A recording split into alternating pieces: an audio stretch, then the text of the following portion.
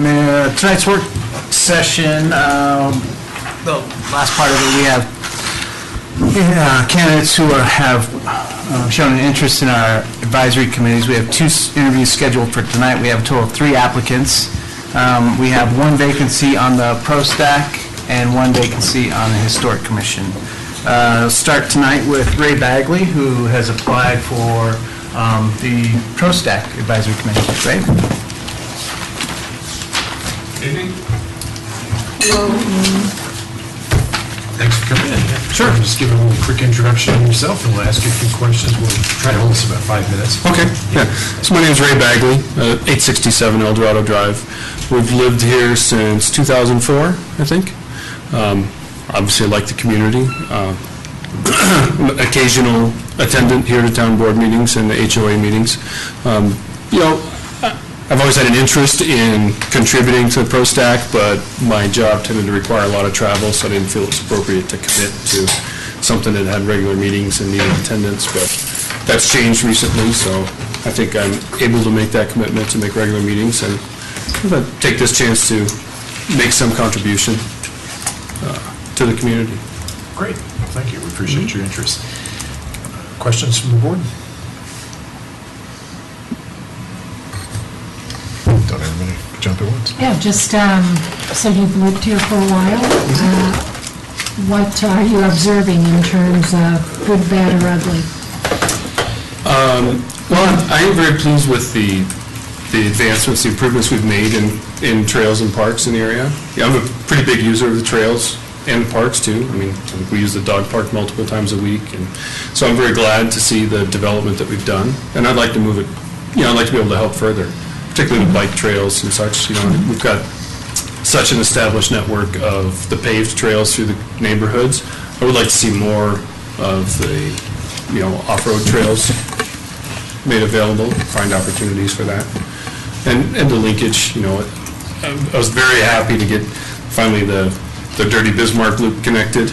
It would be nice if we could extend that or make other options just to provide variety. Anything you do on a regular basis, it's nice to be able to mix it up, so where we can add that would be good. Okay. But I like the work that's been done recently, and I know it takes work to do that. So. And then, are you available at 7 o'clock on the 3rd Wednesdays? Yes. And can you be a consistent participant? Yes. Okay. And that's why I'm applying now, and I never did before, because it looks like I can meet that now. Great. Other questions? And yes, thank you for applying. One of the things that we were talking about this a little bit earlier when we were meeting with the HOA, but our community is aging. I mean, the facilities, and so we need to continue to look at how do we bring the parks and trails and things up into the current kind of neat, exciting kind of information. So that's what we would be I would be looking for, is people that are interested in thinking kind of like outside of the trail, off the trail a little bit. So what kind of ideas do you have, or what things are you interested in when it comes to trails? Or have you seen some new things in other parts of the country that might be of interest for us here in Superior? Well, I can't say I've had time to explore the trails much around the country, but I'd like to see the variety, the variety of trail use, the trails that can support a variety of uses. Yeah, that's good. Everything that we've done in the area, in the immediate area recently has been, I'd say they just about meet multi-use trail. There's not much, in terms of a mountain biking perspective, things could be a lot more interesting, but I understand that you've got to balance how much of the population would be able to enjoy anything that we put in, right? And the multi-use trails are going to cover the broadest swath because everyone can get on them. But, okay, can we afford to put in a few miles of trails that are more interesting, higher difficulty levels and things? But also, I understand I represent my interests. That's all I'm thinking about at the moment. But what do other people want to see on those? I don't know. I haven't talked yet with other community members about what they'd like to see or how they use the trails differently than my family does. Okay, thank you. One final question that we ask all applicants is if you foresee any kind of conflict of interest that you might have, like if you owned a big landscaping company or something like that, and you were going to drive business to the... I don't see any. Okay. You know, my business interests aren't in anything that does business with the town. Okay, at this very time, good, so. very good. Well, thank you again for your interest, and we'll be making a decision soon and get back to you with an answer. Thanks. Thank you. Next, we have Katie Olson, and she is interested and applied for the Historic Commission. Hello, I'm Katie Olson. We've lived in Rock Creek for only maybe a year and a half, and I'm originally from Boulder, and I'm interested in the board. I've always loved history. I'm on the Downtown Boulder, the DBI board. I work down on Pearl Street. My father's on the Boulder City Council. I won't mention a name in case it's a bad or a good thing, that it'll help or hurt me. No. George Karakian is my dad. And yeah, I just love to get involved in the community. I love the history part. I'd love to bring younger perspective. And I don't know, that's about it. Do you know when the Historical Commission meets? Yes, yes. That's It's one not of a the ones problem. at Nope. 10 to 12 on the third Friday, so Yep, you're that's okay. available at that time. I'm available, yeah. Have you gone to? I won't be available for a month or so Okay. from now, but yes, Have you gone to any of their meetings? I went to the railroad, that Larry just did a few weeks ago. There should be a meeting coming up, I think, this week. Okay. If you could get there, it'd be really good to meet them and get familiarity. They like to talk a lot, so you have a 2-hour, they're going to use it. That's a great group of people, but I just wanted to make sure you knew that it was at 10 to 12 on The Fridays. times, yep, And then they have several things during the year right. that are different, and the museum open first Saturday of the month.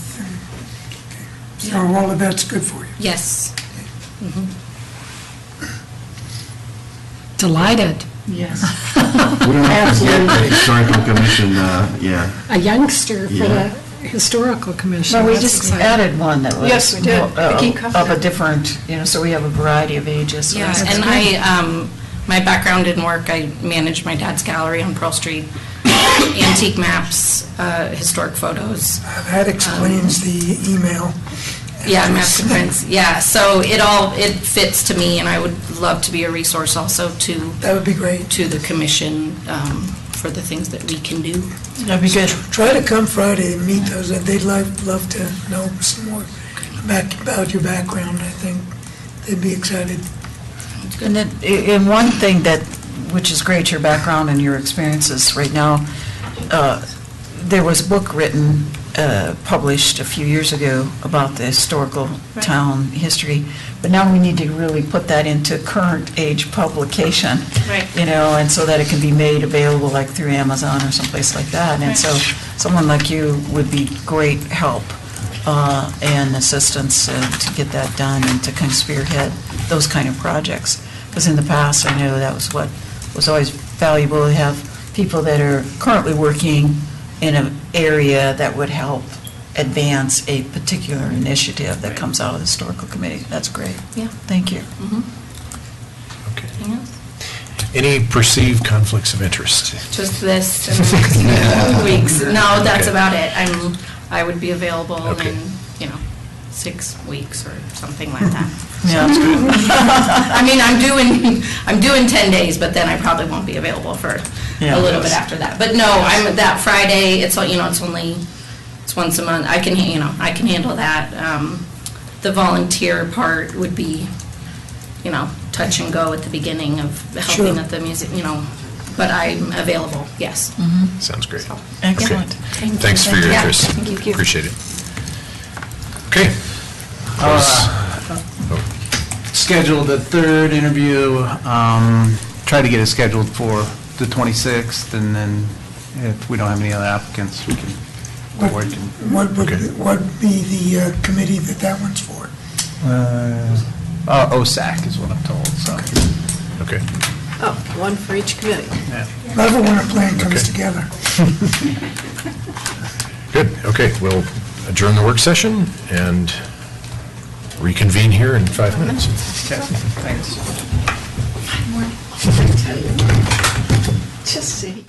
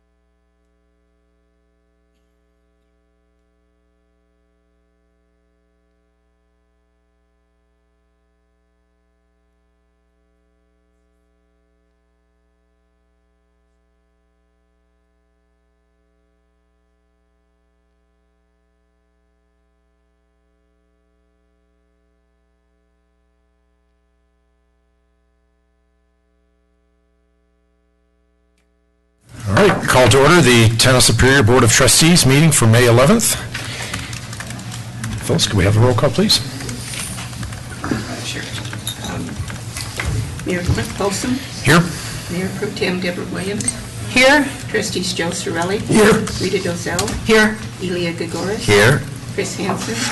Sandy Pennington. Here. County Attorney Hadley, Here? County Attorney Kendra Caudery, Here. and Clerk Phyllis Hurley.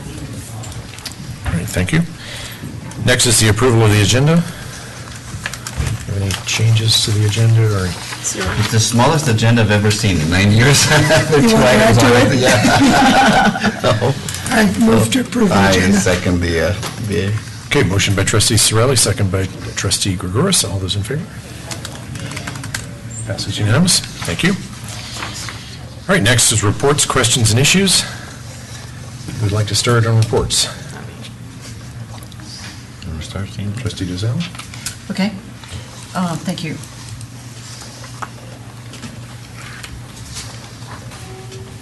Pull up my notes here if I can get them. Okay, so I attended the town center tour that we all participated in on April 29th, and got an up-close and personal view of what's going on, particularly with Boulder Valley Ice building and the foundations that are going in there. And unfortunately, we've got a little bit of a lake going on, so I think the work's been a little slowed the last week or so. Also got an up-close and personal view of where the park areas might be, and so it was really good to be down there and down actually on the site and looking at the perspective from that. So I appreciate the arrangement of all of that, and then an opportunity for all of us to take a look at that. I also was happy to hear that the cemetery has been dug out, will be backfilled after the work on the foundations of the Boulder Valley Ice, and also the retention pond is completed. CDOT's using some of our mound of dirt, so I just want to make sure we have enough dirt left over to refill, because that's nice dirt, that's a good black dirt. But a lot of people ask me about the road going up to the mound of dirt, and that's really just access of CDOT to get to the dirt. But I would highly ask or recommend that we keep some of that really nice dirt to make berms and around the park areas and maybe even around the cemetery, because that would be helpful. Also attended Deborah Williams' First Friday gathering on May Day, and that was another interesting time at Starbucks. And then I got a couple questions from residents about the homes that are being built in original Town Superior, and whether or not they're being built per the municipal code from a height perspective, no more than 32 feet high, and then also the setbacks. And so I would just ask that we make sure that they meet all those requirements. I'm positive they do, because I think they submitted the request for a request to build those there, but there was some concerns from a couple different residents that have contacted me asking about that. So if we could just verify that and make sure that everything meets all the setbacks required and the height limitations. Thank you. Trustee Sorelli? I attended the town center tours that was previously mentioned, and I'm also going to look at the fields if the mud ever goes away. Hopefully this Friday. Have already been postponed twice because of mud. So we're looking at about 12 o'clock, and if anybody else wants to show up around that time, that's when I'm going to be doing. 1 and 2 here. Because I didn't see that the last time. I was out of town when you walked the creek and looked over there, so. Well, that's good to know. And that's it. I have nothing else to report. Okay. Mayor Pro Tem Williams. Well, I attended quite a few meetings last week. I had my first Fridays, May 1st, and I held the topic of El Dorado K-8 park, or the potential park that we're going to be talking about tonight. And I sent out an email to all of those that attended, as well as people who are on my little listserv, to let them know about tonight's meeting about the park. We'll see if some show up. I also attended a US 36 Mayors Commissioners Coalition meeting, May 7th. That was a very good meeting. And attended an open government session for the library, Louisville Library. It's kind of an odd meeting to attend, but they require every 2 years that you attend what I would call the equivalent of CML's elected official meeting. For the library, yeah. So it was nice to kind of brush up on some of those requirements when you're an appointed official. I also attended the town center tour, which was nice to tour the dirt, the mud. And I have a couple meetings next week. I have a West Connect Coalition meeting in Golden, and I have a library meeting this week. And then I also meet with Boulder County, Golden, and Boulder next week to discuss West Connect. Thanks. Trustee Cougars? And I too took part of the tour across the street, the town center. It's nice to see the crane there. It's starting to go up. It'd be really nice to see that. It's been a long time coming. Also took part of the Superior Youth Leadership Council meeting this last Wednesday. A couple of things to report from that. The youth are planning to participate in the National Trails Day, which is on June 7th. And we talked extensively about a park reading program for the summer. Change the venue from Purple Park to Community Park just because it's more convenient, I think, for people to walk there. It's going to take place every other Wednesday, starting on June the 10th, I think at 10 o'clock in the morning. For youth, the youth will be reading to kids ages, I think, up to age 10 or 11. And we kind of decided to have like a theme every week, so there'll be, the first week will be like the people will dress up like policemen or firemen, and we're going to invite the fire department to come over. We're going to have a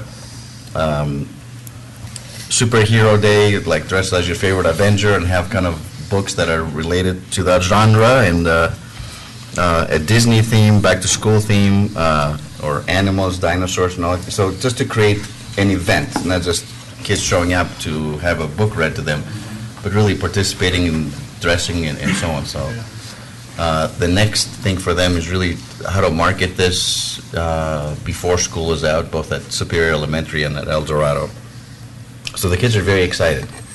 And it was the first meeting that we had participation from every single member. Typically there's some extroverts that tend to dominate the group. Now, it was really nice to see that everybody spoke and came up with their thoughts and opinions and so on. So it's really, they're taking a lot more ownership of leading the groups. It's great to see. Good. Trustee Pennington? And I think one more thing, I think Friday, Matt, do we not have the Louisville Superior joint, is it this Friday? We do. This Friday at 7:30 at the Louisville Library. Okay, so Joe, you and I, yes. I wasn't on my calendar. We're all, it's all of us. Are we all doing? Yeah. Yeah. It's a breakfast. Council to council. Yep. It's a breakfast. Okay, there you have it. And it's not at the golf course, it's where? At the Louisville Library. 7:30, okay, breakfast. Oh, in got the it. library Okay. room, yeah. Yeah, on the first floor there. Okay, very good.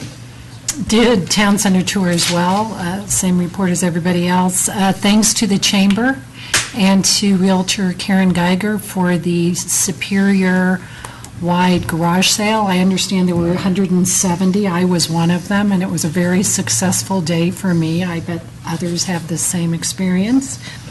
But that is a huge deal in that she does all the, she and her crew do all the promotion and all the sign placement. So all you've got to do is dig the junk out and put it in your driveway.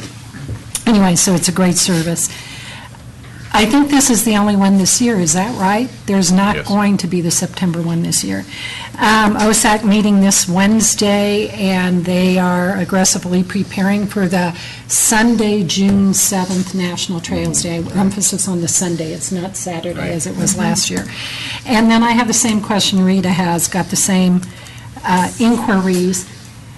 I had remembered the Arsenault plan as one that had a courtyard in the middle and the houses around it, and I'm very surprised to see 5 or 6 properties being built almost like military barracks. Are you talking about Remington? No, No, Arsenal right here. Arsenault in Original Town. Okay. And so I would actually ask of staff that we get that design sent to us, because it doesn't, I can't even frankly tell what is a front yard, what is a backyard, what is the allowance between properties. They're really jammed in there. Are they single-family? Are they duplexes? Are they apartments? So those 6 lots are zoned for single-family residential, so there's 6 homes. And where's the front yard? Where is the yard? It's It's hard to north. tell. North. I need to see it. I just They have a spent, use by right for single-family homes on the lot, and we'll confirm, as trustee Dozell asks. right. I mean, I'll double-check my staff to make sure they're meeting all the zoning requirements, but if they Right. are, they have a use by right to Right. build. I think what confuses me, isn't this the same plan where there was a separate presentation? No, they'll drop that plan. Right. Okay, That was the never went same through. land. We never, it's the same land, though. Yeah, the point is, here's my recollection, that the potential developer of the land came forth and presented it to us, met with positive comments, Yes. and so I guess I was left with the feeling that that would go ahead. I don't believe Yeah, I we was did that ever change. informed differently. That was a and then decision all of a the sudden- property Yeah. owner. You're right. That was a decision of the property owner at the time to just go forward with the straight zoning. Right. And I think if it's by right, that's fair, but I think a little heads up to those of us, because I took some calls on this, and I said, oh, no, they're having a courtyard and whatnot, so, I I mean, had to presume it was Yeah. by right, just by looking at Yeah. it. But still, it doesn't look to me like the back yard requirements, the front yard requirements, the space and between my buildings. associate planner, Lisa Ritchie, is available for trustees or residents, if they want to, I know she met with Daryl McCool at one point to go over with her the plans, and, Right. because she had questions, and that's open to trustees or neighbors as well. She'll happily Right. sit down with you and go over the plans. I've had the same experience as Sandy, though, too. I've kind of taken it back at what I thought was being built versus what is being built. Yeah, it was just a decision of the property owner at the time to go with straight zoning. Yeah. I mean, it's within the rights. I mean, I'm Yeah. not saying anything, but Yeah. yeah. Yeah. Okay. And that's what I said to the people that contacted me. I referred them to the Chapter 16, the Land Use Code, and said if they meet these requirements, I'm sure they are, because they had to submit for a building permit. Right, yeah, And so that's what the code says, and they have a right to build if they've submitted all the proper, and I assume But they did. I'll confirm that and get back to the board. There is, however, density, you can confirm. Does density meet? Does Well, density? the single-family residential use by right in original town is one house, one lot. Right, they and meet what the is a setbacks lot? and Huh? What is a lot?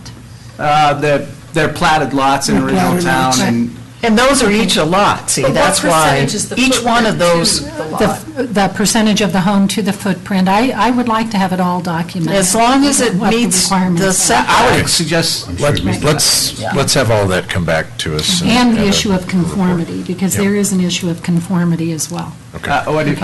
but I need, what do you mean by conformity? Well, what does conformity mean in town code, when things have to conform with the uses around them? No, just making sure it meets the code. Oh, That's what you're, That's it, that's what that's you're the asking. Single-family use would be the conformity. Really, no matter what it looks like, or? Yeah, okay. because they don't have, Okay, so if you just document that it is all according to code, that's good with me. I will have Lisa Ritchie do that. Okay. Anything That's else? Okay. Okay, my announcements, on the 29th, I did the town board tour of the town center construction site. On May 2nd, I went on the historical walk with the Historical Commission to the industrial mine, and that was a great tour. The second time I've done that, I always learn something new, and we've just got a tremendous asset base with our Historical Commission. It's just so great that they are so enthusiastic about our history and can teach us so much, so it's great. May 7th, US 36 Mayors and Commissioners Coalition meeting. We had David Genova, who's the interim general manager of RTD, came and met with the group. He mentioned that the RTD group has been taking the suggestions from US 36 mayors and commissioners and others about the fares being proposed, and they are considering some additional changes to the fare structure. And all of the proposals that they mentioned seem to benefit our corridor even more, so I think we'll be in good shape if that ends up being the final decision. Some key dates that were mentioned in that meeting that I'll mention for the record. June 22nd is the Phase 1 opening of US 36, Pecos to 88th Street. And for those of you who are driving US 36 regularly now, you can go from roughly Pecos to Flatirons Crossing westbound, and it's pretty much done. And that's, it's like this wide, expansive parkway. It's just great. And so that's what the whole thing's going to be like, 88th to Pecos, June 22nd. It'll probably be done before that, but that's the official On the west grant. side or the other side? Both sides. Both sides, wow. June 24th, the Phase 1 Bikeway opens, and that's also Bike to Work Day, so that'll be a nice milestone. And that'll be the Bikeway again on Phase 1, which is 88th Street to Pecos. October 24th is going to be a bus station event along Phase 1. Now, Superior's not in Phase 1, we're in Phase 2 of the project, which is 88th to Boulder. But October 24th, there's going to be some bus station events, just getting people educated about the new bus rapid transit service that's coming along the entire corridor. Sometime in October, we don't have an exact date yet, but the Diverging Diamond interchange right here in McCaslin is expected to be completed. And January 17th is going to be the grand opening ceremony for bus rapid transit, also Phase 1. So those are some key dates. Updates from Town Manager? I just have two. Our Public Works staff was successful in receiving another grant.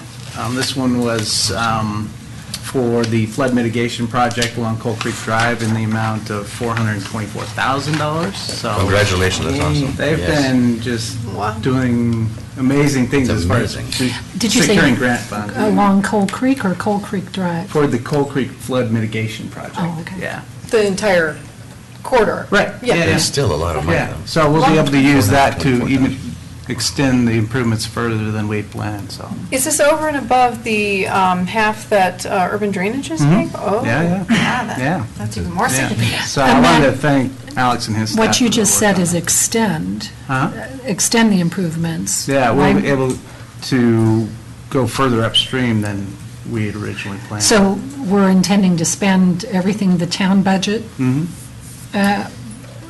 We're not going to use the 424 to reduce Well, that amount out we're of going to general have fund? discussions with urban drainage Okay. and discuss how to use the funds in the most efficient way, so. Right. Depending on that. Is it possible that we could It's possible. yeah. have a little bit more than expected in Yeah, the yeah, general fund? yeah, Okay. yeah. Is there a requirement with that grant? Has to be for that project. But I mean, the entire, No, I mean, that's why we need to have the discussions with urban drainage, because we could use it for just what we currently plan now. Right. And reduce our costs, or we could extend it. And then met with Wally Gorski and Larry Dorsey, I mentioned as well, that had some good news on the fire truck. The engine, they started right up. It's once working. They put a It's battery in remarkable. it, and That's I amazing. mean, yeah, it was really good news. So they're going to give us an estimate for what. Had nobody tried it before? And you wonder. We just assumed the worst, I guess. It may just need a paint job then. At Vaco. It might be ready for this July 4th. That would be something. So, but they'll give us an Oh, my estimate, gosh. and if it's a reasonable estimate, we might just have them go ahead and do the work, so. That'd be great. So that was it. Okay, Town Attorney? That's great news. Oh, I did it, okay. I just want to give you a quick update on the construction defects Yes. legislation that failed, and the Lakewood ordinance, and some other communities are doing ordinances. I'll have a memo for you hopefully tomorrow or Wednesday, but it doesn't look good for us because we're statutory. I hate to I'm going to throw another public plug out for being home rule, but all of the communities that have adopted construction defect ordinances are all home rule. And just to give a quick synopsis, there was a bill in the state legislature that would have helped out with some construction defect litigation that would then allow more condominiums, specifically condominiums, to be built rather than apartments. If you notice, a lot of apartments are being built. And there was a bill in the legislature, it was killed at the last minute, 6-5 in committee, and it was, and some communities have taken it upon themselves to deal with this locally. Unfortunately, because we're statutory, it's looking like we probably won't, it would be very risky, put it that way, for us to do that. So that's just, again, another plug for home rule. I'll also have a memo to you on the use of secret ballots, and for now, we're going to recommend that all ballots have to have your name on them and who you vote for anything, for committees, for anything. That will probably be clarified within the next 6 months, but for now, that's the most conservative course of action. So. Okay, thank you. Thank you. Town Clerk? No. Okay. I'll just go through a couple of upcoming events. May 13th, there's going to be a community meeting about the street reconstruction in the Creekside neighborhood, and this is the streets of Erie, Emerson, Daly, Denslow, and Christensen. So again, that's May 13th, 6 to 7 p.m. at the fire station. Just a community meeting for those residents interested in learning more about the street reconstruction in those neighborhoods for the summer. May 11th, today, through the 29th, is the Shred-a-thon at Guardian Storage. I took advantage of that this morning, and it was good. This weekend, May 15th, 16th, 17th, the Morgul Bike Race is coming up. A lot of good emails on that. And just a reminder, our next meeting in May will be May 26th on Tuesday, because Monday's Memorial Day holiday. Any other upcoming community events I'm forgetting about or anything? Okay. All right, we'll go on to item number 5, which is public comment. If you'd like to make any public comments, just give a wave and come on up to the front and state your name and address, and limit comments to 5 minutes. Thanks. Or less. Or less. Hopefully a lot less. My name is John Eckhart. I addressed you last, I'm 1996 Daly Lane. Addressed you last 2 weeks ago.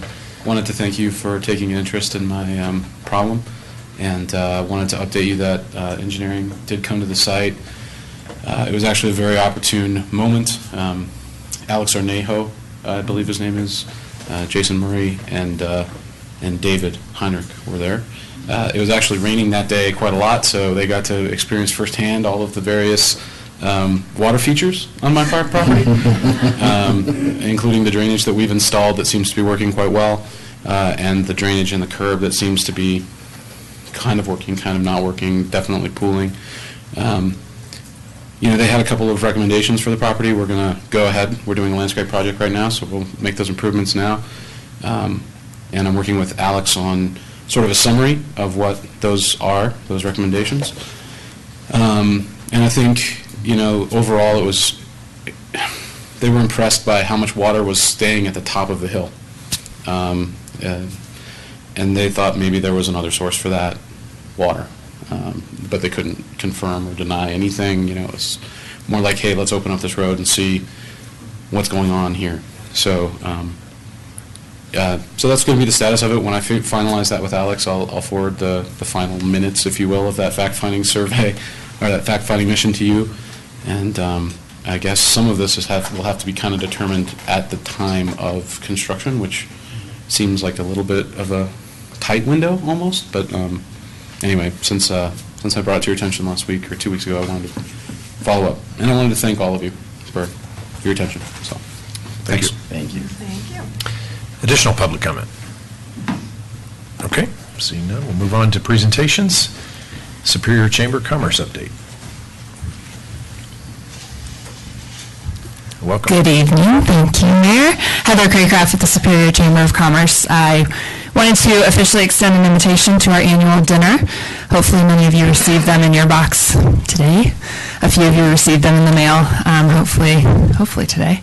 Our annual dinner is a celebration of the community. We get to award 6 community awards. It is on Tuesday, June 2nd. And more importantly, I just wanted to bring to your attention, our event has grown so large that we unfortunately have to move it out of the community. So we are using the Gatehouse in Lafayette, which has become a great business partner. They are definitely working with us in our budget. But I just wanted to, as you well know, the need for meeting space and event space is quite important. We will probably be seating between 150 and 200 people at a dinner kind of style event. Many of you have attended before. So I just wanted to raise that awareness again as we move forward on any projects across the street. But we are very excited to be hosting 6 awards, and hopefully you can join us, and if so, please let me know. Yes, and please do let her know if you're coming, because because they do make reservations and do food according to how many people RSVP. So RSVPs are important, even for trustees and mayors. The dignitaries, thank you. Yes. Thank you very much for those updates. Next presentation is the annual audit presentation. Thank you, Mayor. The Annual Audited Comprehensive Annual Financial Report, or CAFR, as we refer to it, for the fiscal year that ended in December 31st, 2014, and Management Report from the town's auditor were included in your packet for your review. Wendy Swanhorse, who's with Swanhorse and Company, the town's auditor, is here tonight to present the CAFR to the board and answer any questions you may have. And I'd like to thank Paul and his staff for their wonderful work, as usual. Right. Thank you. Good evening. Wendy Swanhorse with Swanhorse and Company. As Matt said, this is your 2014 audit. You guys got a couple documents. You got this CAFR, we call it, Comprehensive Annual Financial Report. This is prepared by your staff. This is their information, everything that comes from your accounting records. And then you also got from us this management letter, we call it. And this is the document that we give to you. It's our communication to you about what we did and what we found during the audit process. So I'll go through this kind of quickly. You don't have to have it in front of you. So our goal when we come is to make sure that the numbers in this document are fairly stated in all material respects. And so you'll see our audit opinion in here, and it's a clean or unmodified opinion. And that is the main goal when we come here, and that's always good news when we can tell you that you get the unmodified opinion. Our other responsibility under the auditing standards is if we identify weaknesses in your internal controls that can misstate these numbers, that can allow for fraud to occur and those kinds of things, that's what we're required to tell you about in this letter. And the good news is that we didn't identify anything that rose to that significant level.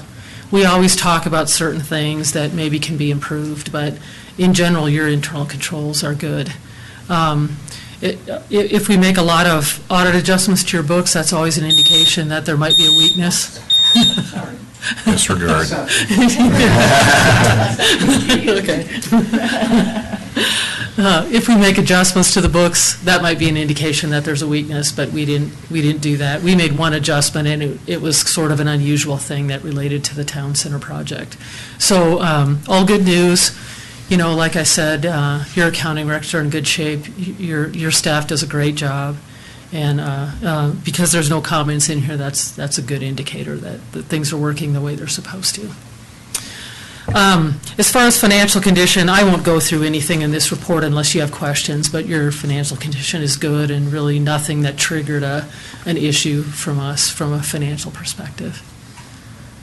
So if you have any questions, I'd be happy to answer those. You say this every year. This is a good thing. Every single year. We don't want drama on this report. So, it's a good thing. If I It's a came good with a thing, lot of right? things to say, then you wouldn't good. want to hear those either, I guess. Is this Yeah. normally what you find among towns? Well, not across the board, no. Sometimes, there are some more weaknesses in their controls, and that requires us to propose adjustments to their records. And, you guys rely pretty heavily on those records when you're looking at reports during the year, and for us to come and say we don't make adjustments to those should mean to you that you can rely on the information you get from them. If your auditor comes in and says we made several adjustments and the numbers look different than what you saw, then that's an indicator that... that's a red flag. Yeah, Yeah. and you just don't have that here, but we do see that in other cities, yeah, definitely, That's great to hear. It is. yeah. Thank you. All right. Thank you. Thank you very much. Thanks. And thank you to the staff for Thank you. keeping us Staff. in good shape. Keeping us honest. Yes. Okay, consent agenda is next on our agenda. Item number 7. I move to approve the consent agenda. Okay, motion by trustee Sorelli, second by trustee Dozell. And we need a roll call vote since we're buying some bus shelters. Okay. Sorelli? Yes. Dozell? Yes. Gregoris? Yes. Hanson? Oh, he's absent. Folsom? Yes. Pennington? Yes. Williams? Yes. Thank you. Consent agenda passes. It's worth noting that we're almost 30 minutes ahead of schedule. We could be an early night. You know what, I haven't really said a whole lot yet, so.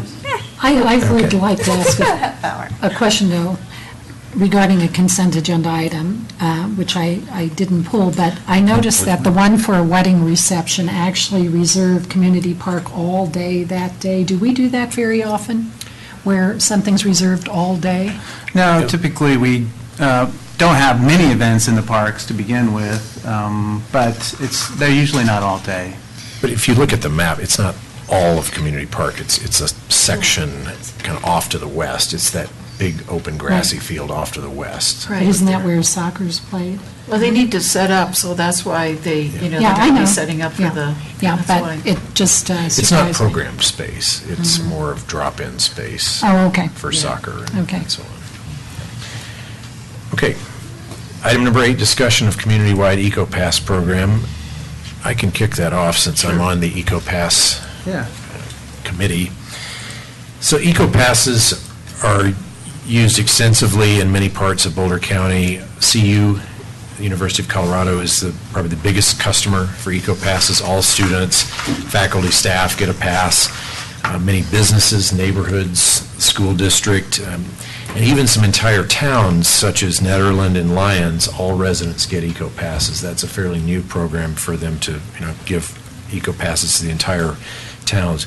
Longmont has recently done a program where they are bagging the fare box, meaning all buses are free, all local buses are free in the town of Longmont, and their ridership has increased dramatically.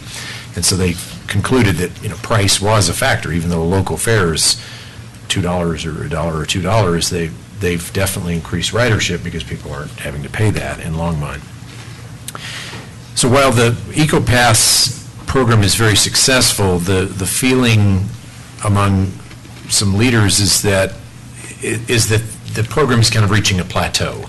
They've kind of gotten all the businesses or majority of the businesses that want to get their employees EcoPasses. They've done that. They've got the neighborhoods. They just feel like they've reached kind of a plateau with getting people to use EcoPasses. So the next idea is this idea of a community-wide EcoPass. Basically, put an EcoPass into every resident in Boulder County's hands, and that's the idea. And this group that I've been serving on since December, I think December was their very first meeting. December of 2014 was their very first meeting. They've had 2 meetings. They've also got a technical side, staff members from various municipalities. But this group that I'm on is mayors and council members from virtually every community in Boulder County. So everyone's at the table talking about the opportunities and the challenges to this program.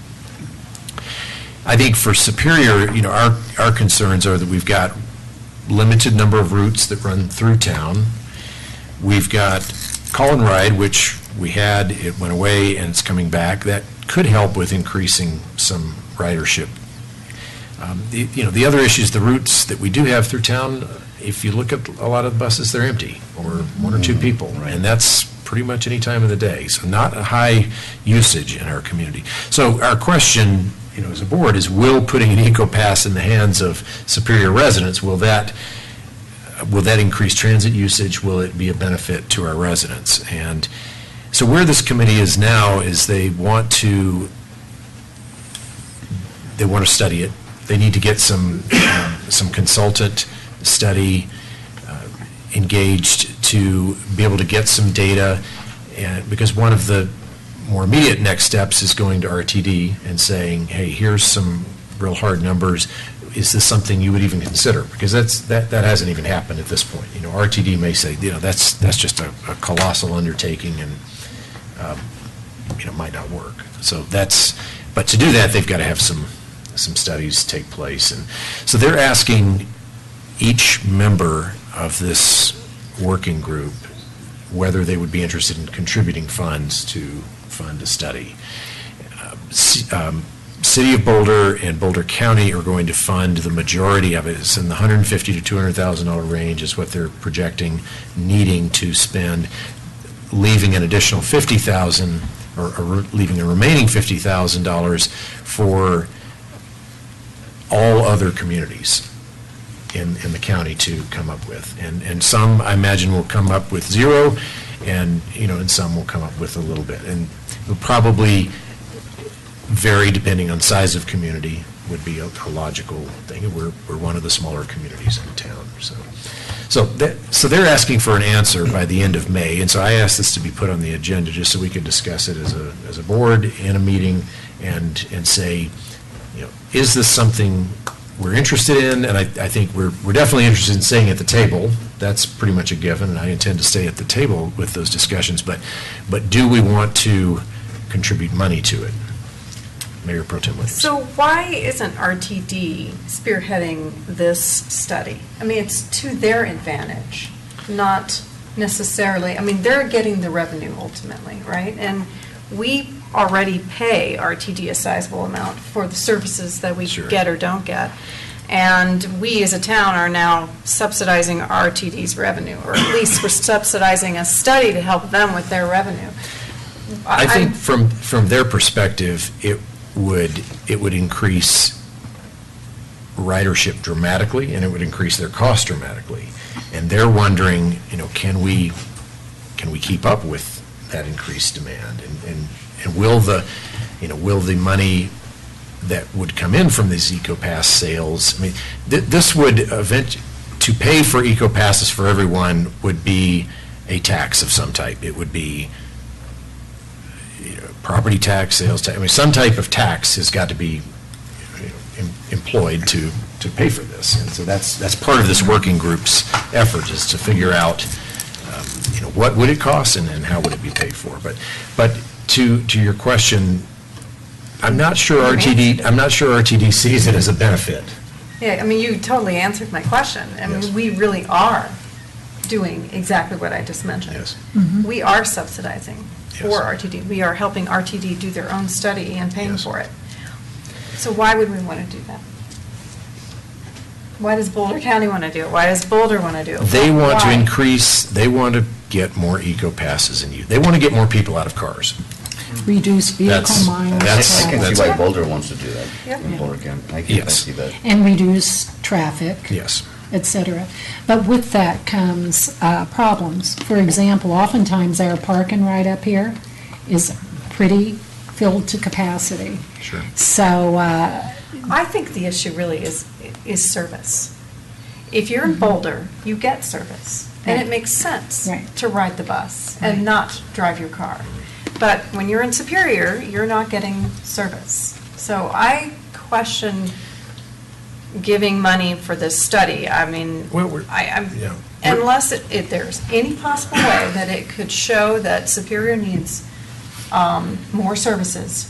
We're also a different community too than Boulder. We've got different needs and different priorities. And just imagine, free EcoPass in everyone's hand. You need to go to Target. Let's see, you can get in your car and go to Target and load up with groceries and put them in your car, or you can, take the 228, with your grocery. It's not going to happen. An EcoPass is not going to reduce Superior residents' traffic to shopping. So having said that, the reality is that the dynamics in Superior are so different. I'm not inclined to provide significant amounts of money. If we do a token $1,000, but really, I don't see the point. I don't mean to insult anybody, but I don't want to be throwing money for something that we're really not going to get anything in return. Right. Yeah. I agree. To me, the benefit in this town is for those people who work for companies that are providing EcoPasses for them to commute. Right. As for every resident of this town to have one. And they're not going to use it. Who pays for that? Let's project forward. Let's say the study says communities should provide. Is that then coming out of our general fund? Because frankly, we can buy everybody one, but only 5% are going to use them. So Right. 95% of that expenditure would be But just wasted. remember, you're already paying 1.9 million to have RTD services in your town. Yes, but period. not EcoPass. EcoPass is an additional financial benefit, but not many of our, because of what you said, because of the limited service available, not many of our residents, I believe, would take advantage of. I think more than now would take advantage of it, certainly if we provided free EcoPass. Longmont certainly saw a huge increase in usage, but. But Longmont's different, though. I think it's a different community. I don't, I think it's. It makes sense for You know, them. it's people going to and from work, kids going to and from, and I just don't think all of that would play So out here. how can we have a seat at the table without providing any money for the study? Or very. Well, Or very little. it's not, no, You've been there's, sitting there. I've been sitting there, I'll continue to sit there. Okay. It's not about pay to play. Okay, I so- mean, you don't have to pay to keep. You're not going to be booted? Not going to be booted. I won't even be moved to the the back of perimeter the of bus? the room. I won't even be an affiliate member. So in that case, then I say we Sounds like just Westcott. continue doing what you're doing without contributing any money. I don't, Yeah. I'm Okay. sorry, it's. I came to this neutral. I didn't really have a strong opinion one way or the other towards spending money. I do believe in, one of the things that's been impressed upon me being mayor and going to all these meetings is the importance of working together in a collaborative fashion with other communities. And, we're all individually small communities, but we all, our residents and we all cross borders and we all have to work collaboratively. No, I agree So with it's, that. so I do believe in being part of the group, but I think other communities will probably come down on the same conclusion. So do we have any other? I agree with everything that's been said. The RTD should have most of this information already that was in the statement of work, and I was surprised that we're going to spend, or someone is suggesting spending $200,000 or $250,000 to find information that RTD should already have. I go back to them and say, give me this data. I know we've done studies of riderships. I got that from Elise Jones, when I got on the board. So some of the stuff that's in the statement of work is already available. That would be one reason why. And then the other thing that was a red flag for me was that the city of Boulder has vastly different levels of transit service needs. So they're the ones that want to do this study. Let them pay for it and figure it out. And if we could there's only one statement of work item in there that would be of value to us, is that if you got an EcoPass, Superior resident, what would you do with it? And only people that live in Denver, work in Denver would probably want to use it. And so that would have been the only piece of valuable information in there. And we could do that study ourselves for a lot less than $150,000. But, and I don't think we need to give anybody a token amount at all, but definitely participate in it, because we're all one big community here. And Deb's right, we give a lot of tax money to the RTD.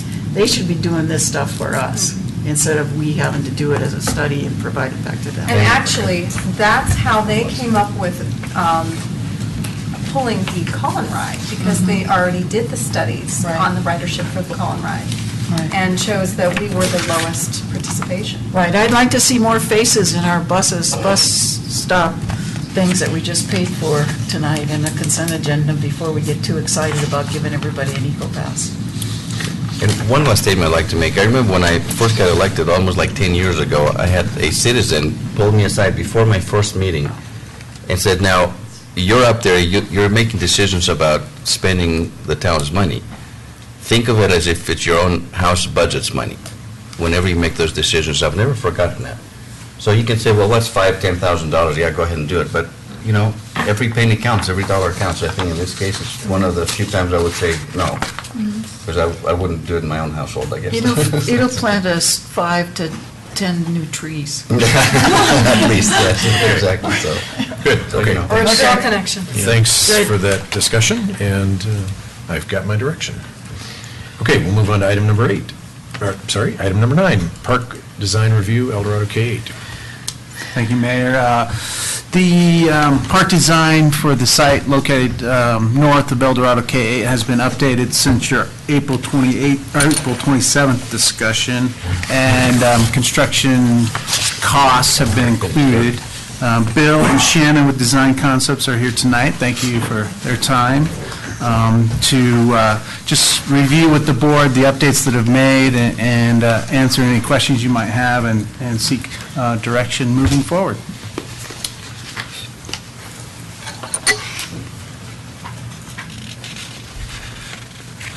And then I think Mayor Folsom has a public comment that was sent to the board that you were going to I read do. into record. at Let's some go ahead and have the presentation, and I'll open public comment, and I'll start with this written public comment. Go ahead. All right, thanks. Bill Guidehoff, Design Concepts. So, just from where we left off last time, wanted to do a quick review, because it seemed like we got back to, we wanted to go back to the park that most people liked, because we had gotten too far away from that. So this is just a quick review of where we were about a year ago today, and this is Phase 3 of the park that we were reasonably close to consensus on, that there were more things that people liked than that didn't like other than the cost. So at that time, this was divided up into 3 phases, totaling about $4.5 million. After 12 months of probably 11% or so, in any case, double-digit escalation every month, it's probably closer to $5 million right now.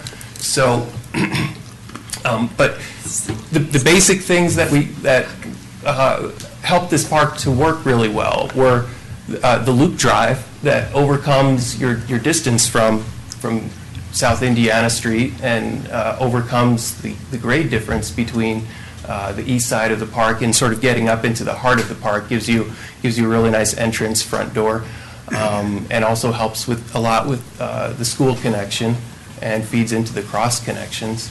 The idea of the phasing of parts of this that could be brought in over time, including a restroom, park shelters, possible sports courts, the great lawn up here. This one at that time had a community garden concept in it, trails, and a nice array of passive recreation activities. So going back to Phase 1 of that, and the idea of Phase 1 was what can we do out of that overall plan, out of the final master plan that was well received, for about $2 million.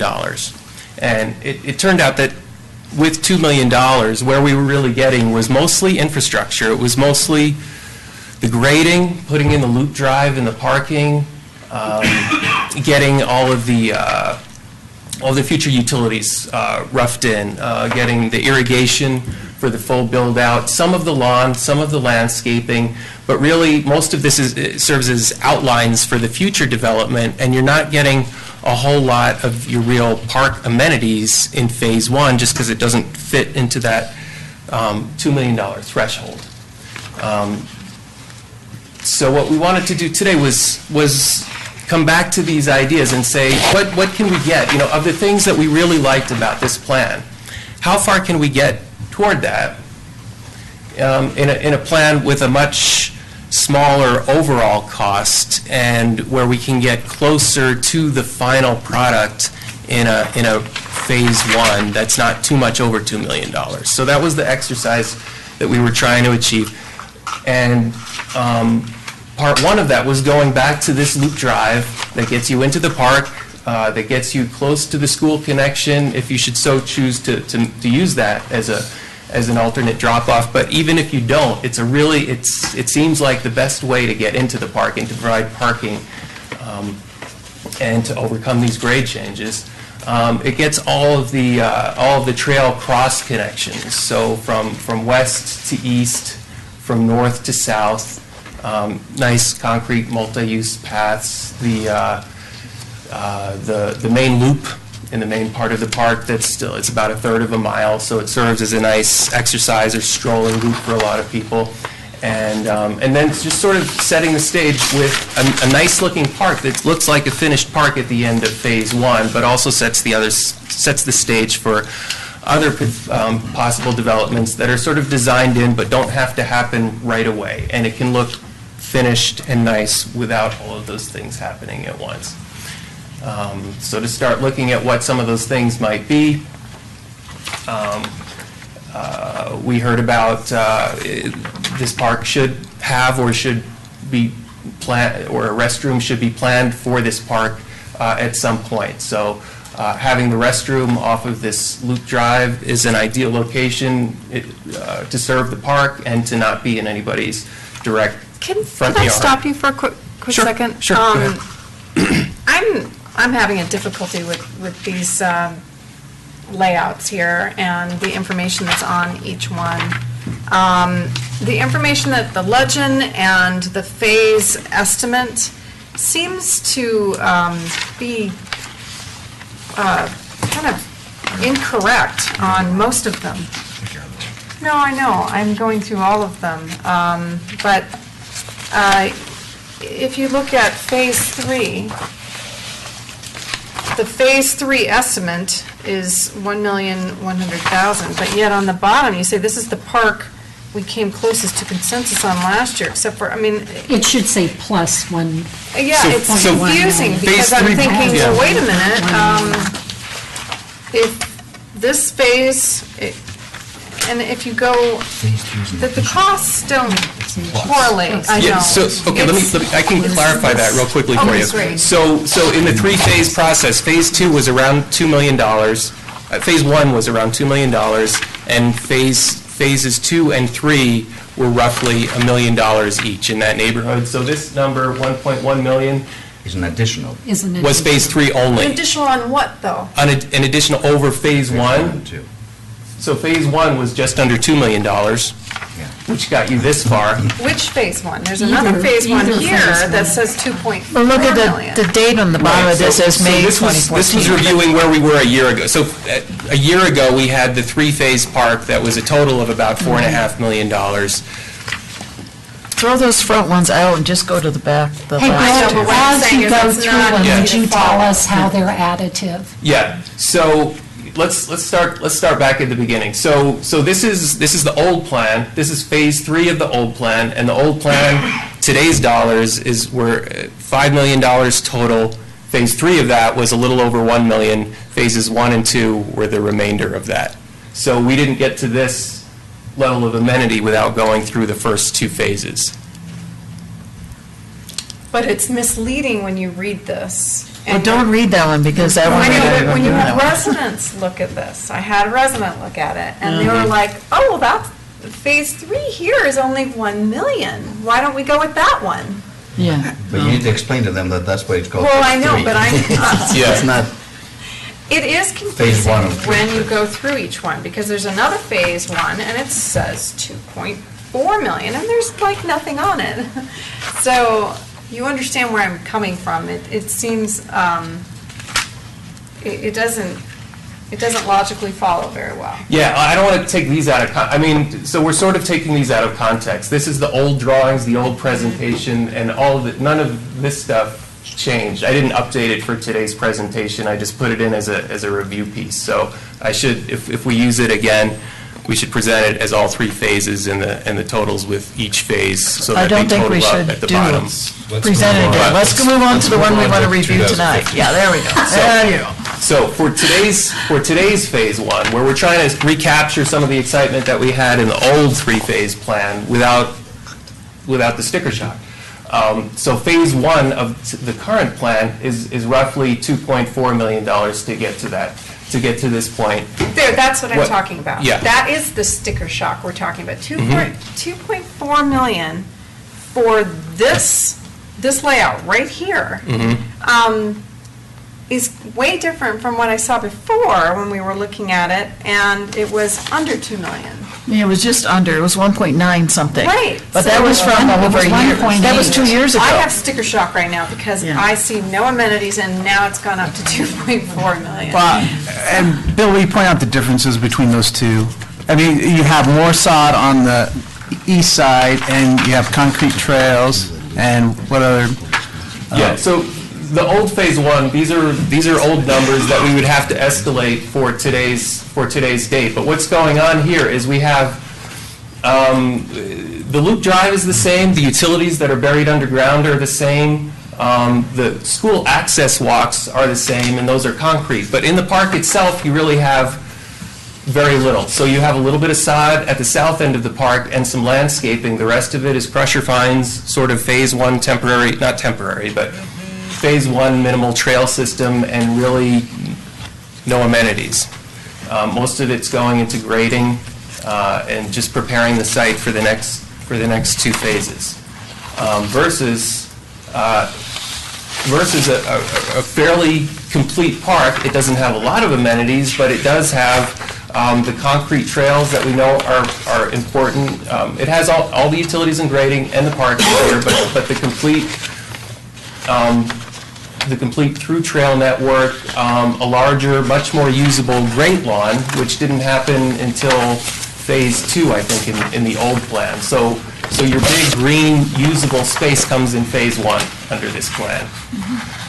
And as you start phasing in new things, there are more bite-sized pieces that you can do more easily in one phase, in multiple phases over time, and they're easier to do because the infrastructure, the stage has been set for them already. So the restroom we started on is the most expensive one, and they go down pretty significantly from there. A group shelter over here, possible basketball court with nice shade and hangout areas for kind of the teen and tween set. A sand volleyball pit that could also be used when the net's not up for neighborhood kids. It'd be a huge fun sand pit for them to use, also with some seating and amenities and shade around that. Up here, our idea is that in grading in this drive and the parking, any excess fill that we generate could be used along this south and southwest end to sort of build up a nice interesting, more undulating bermed edge along here. So at the high point up here, there could be a hill that gets you up to the best kind of viewing platform in the park, where you have views in both directions, and you could put swings or other amenities up there where you're enjoying the nice view. One of the other nice things that people liked in the old Phase 3 plan was up at the northeast corner here, an outdoor fitness, kind of a cluster of outdoor fitness equipment, as opposed to a lot of places you'll see it sort of strung out along a path. More contemporary phase is to put that in one place so you can do kind of your walking, jogging separately from your outdoor machines and just walk from machine to machine, get a more efficient workout. And just a quick look at, with those things not grayed out in the background, but what a potential idea of what it could look like after completion. And we estimate all of these additional amenities added into the initial $2.4 million is around $800,000. So you're looking at much closer to a $3 million total price tag compared to the $5 million for the previous three-phase park, with most of the same amenities that we heard positive things about from most people. And I'll just stay up here for a little while and try to answer any more questions. I actually have a comment more than a question.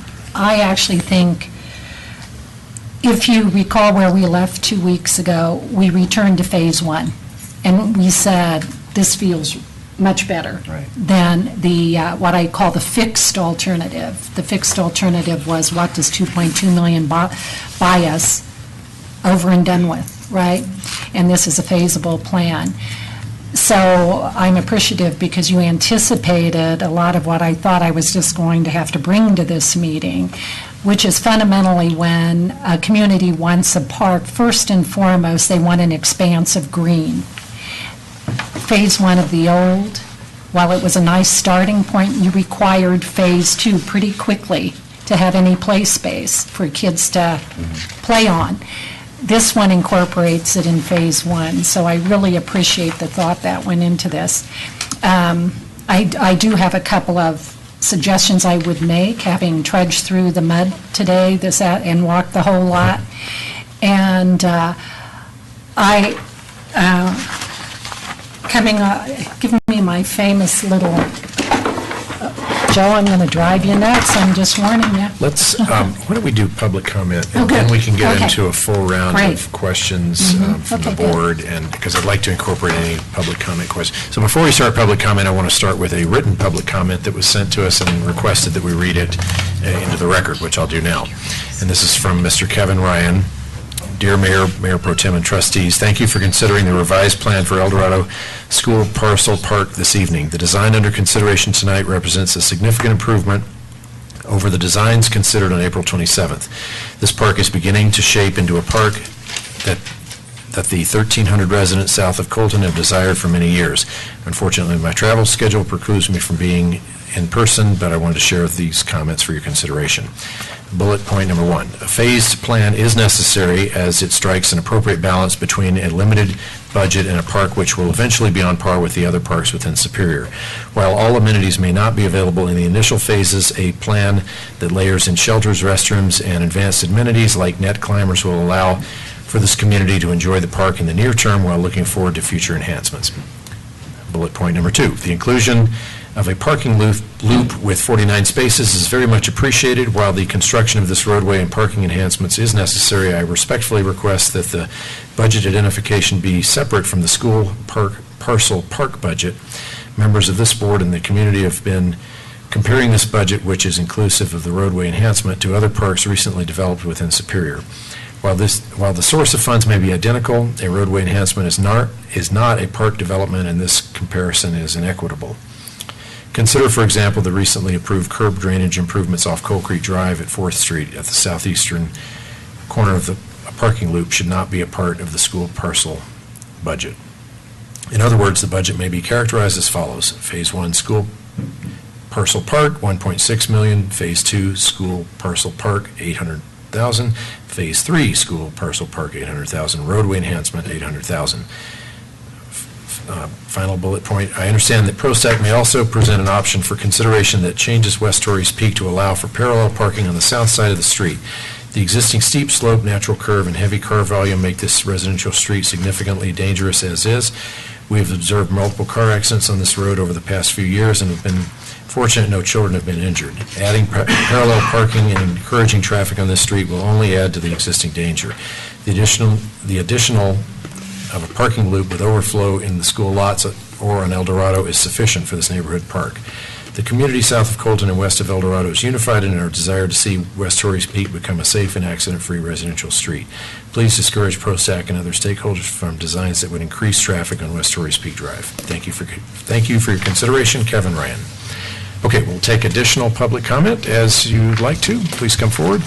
State your name and address for the record, if you would, and 5-minute comments. Lloyd Linnell, 3051 West Torrey's Peak Drive, right there where the parking lot is no longer, and I'm very appreciative of that. First of all, I just wanted to thank the Board of Trustees and certainly ProStack and all of the people on that committee for the number of years that we've worked on this park. I love this park. I read Kevin's email and agree with his email. A couple of things I wanted to just support in Kevin's email and my own as well. I also agree or would propose that we don't consider the money for building this road as part of the dollars per square foot or dollars per acre of the park. The money still has to come from the town. It's still total in the budget, but when you talk about the park and when you think about the park, I don't think it's fair to say, gee, this is a really, really expensive park, because $800,000 of that park is not really for the park. It's for the school and for the traffic and for the safety of the kids, and you don't need to build it for the park. So that's point one. Point two is, I think I've attended all of the working sessions that were community sessions where we brainstormed and all the readout sessions, and I don't recall anybody, particularly on Torrey's Peak, that wanted parking on Torrey's Peak. Everybody was adamantly against that, and yet every time we'd come back into this room, there'd be parking on that street again. So I don't know how it's coming back every time, but I hope that it's gone this time and won't come back, because it would be very detrimental to that residential street to have all that parking on the side of that street. And The third point is, one of the things I really like about the current plan is you build the infrastructure, you have the grass and the sod instead of weeds, you've got some trails, and that satisfies, probably 85% of the community's needs, and you get something that's very usable, and you get it right up front. And now, when you talk about additions, you're talking about, do I want a volleyball court? Do I want a sand pit? And those things are 10,000, 20,000, maybe 100,000. So you can do those over a period of years, and it's small, and yet everybody in the community gets to enjoy the park right away. So I think we've got a winner of a plan. I would just separate out the money mentally and make sure we don't put parking on Torrey's Peak. Thank you very much. Thank you. Thank you. Additional public comments? I'll do public comment again at the end, if you'd like to make them at the end as opposed to beginning. Go ahead. But yeah, again, if you'd like to sit here through all of our questions, you can do additional comments at the end. Clint Ferris, and I'm at 3131 Torrey's Peak, which is also adjacent to this. I agree also with the comments about traffic, and I'm concerned about anything with any of these plans that is going to increase the traffic. Again, it's downhill going to the right in the diagram, and it's already a problem now. And if there's anything in these that's going to encourage people to park along Torrey's Peak and run down into the park, I would like to discourage that. One of my general comments is just that it seems like the highest concentrations of homes are up on the left side here, and it seems like in all of these plans, that's also where the highest concentration of sort of congregated activities, whether it's basketball courts or volleyball courts or the community gardens, or the one plan that had a roof structure for groups to meet. They're all seem to be deliberately placed up at the end of this large parcel that's in closest proximity to the homes. And if there's anything that's been done to give consideration to placing those down here where there is a road and no homes, and still would provide easy access. Okay, thank you. Additional public comment now? Okay, questions, discussion from the board? I'm sorry. My name is Mary Beth Griffith, and I'm his neighbor with 3121 West Torrey's Peak. And I had a question about the trails that go around it. Are they going to be hilly, like Purple Park, or are they going to be, is this area going to be more flat like it is right now? Because right now it looks pretty straight. Well, we'll maybe state the question, and we'll certainly address that as we go through our discussions. I mean, overall, I really enjoy this layout, and I think it's great, and I support it. And I don't think garden plots were mentioned, except for the very last one. But I think that would be an easy one to do in phase one. I don't see how that would be so hard. So that's all. Thank you. Thank you. Any other public comments right now? Okay. Questions? Sandy wants to finish your question. Yeah. Well, good. I seem to be in sync with, having that big expanse of green. Oh, my God, you can use it. He showed me. I thought that's right. The big expanse of green, I think, is paramount. Where I would start differing, and Rita was out there today with me as we were trudging, very muddy out there today. This area here that is now the fitness stations, I think is going to be lost in usage. I would extend the green out there and take advantage of the full plateau up there, if you will, to maximize the green space, because in Kevin's letter, he said 1,300 residences out of the 4,500 in this community. Is it 45 or 4,300 in this community are south of Colton? So we've got a huge chunk of this community south of Colton. And this right now area is crusher fines. I'm not a fan of crusher fines because they get shaggy looking very quickly, the way we do them anyway. They don't have solid borders on them. And so that dirt, that crusher fine tends to go all over the place. So I would actually suggest we take the the green all the way out to this. And likewise, why not the concrete path? I know that adds cost, but what it does is maximizes the top of the plateau there. And as we were looking out over it, Deb, while I'm doing this, could you call out the response to your request for the post-act meetings and the amenities the community asked for? In that first letter, the community asked for gathering spaces out here, outdoor gathering spaces, to where a classroom at El Dorado K-8 can actually have an outdoor class. So that would mean they'd have to be able to gather someplace. And likewise, they asked for maybe a place to have a concert. Remember, we're getting rid of the amphitheater. We'll never get to phase 3, it looks like. So we're getting rid of this major gathering space that was very important to a lot of the community to integrate with the school. So the thought we came up with as we trudged this was actually expanding this green space, and actually right here, if you put a shelter, I would actually put a pagoda there, a little bit different than a shelter. It looks out beautifully over all that naturalized green space over here, and would be a perfect site for school classrooms to gather, for weddings to take place, for small concerts to take place with chairs on this great lawn. And it goes back to meeting a lot of those original requests of the community. With, if we lose, by the way, the cost of a shelter is $158,000 according to the numbers you guys have put forth. If we lose the outdoor fitness, we save $60,000, and if we lose the swings that you were going to put here, we make up another $79,000, so that's about $140,000. By giving up those amenities, we do allow then a gathering space and a concert venue, et cetera, et cetera. So that's how I would change that. And with that, I'll turn it over to somebody else and their ideas. Trustee Givers. So, major improvement over what we saw 2 weeks ago. I really like this a lot, and what Sandy just described resonates with me a lot. I will echo pretty much everything she said. I'm in with what you just described. But can I go back and read the summary of the post-act minutes from that first? Deb, did you find it already? I've got amenities from 2010, and some of them definitely apply here, but I did not get any feedback from the town staff. I asked. Yeah, here it is. Here it is. Let me do it. I got it. I never got it. Okay, so here's from the meeting on July 11th, 2013, where they're summarizing what the community asked for at that meeting. Provide community gathering spaces. Consider multi-generational uses with the school adjacent to the property and propose nearby senior housing. Keep in mind teens.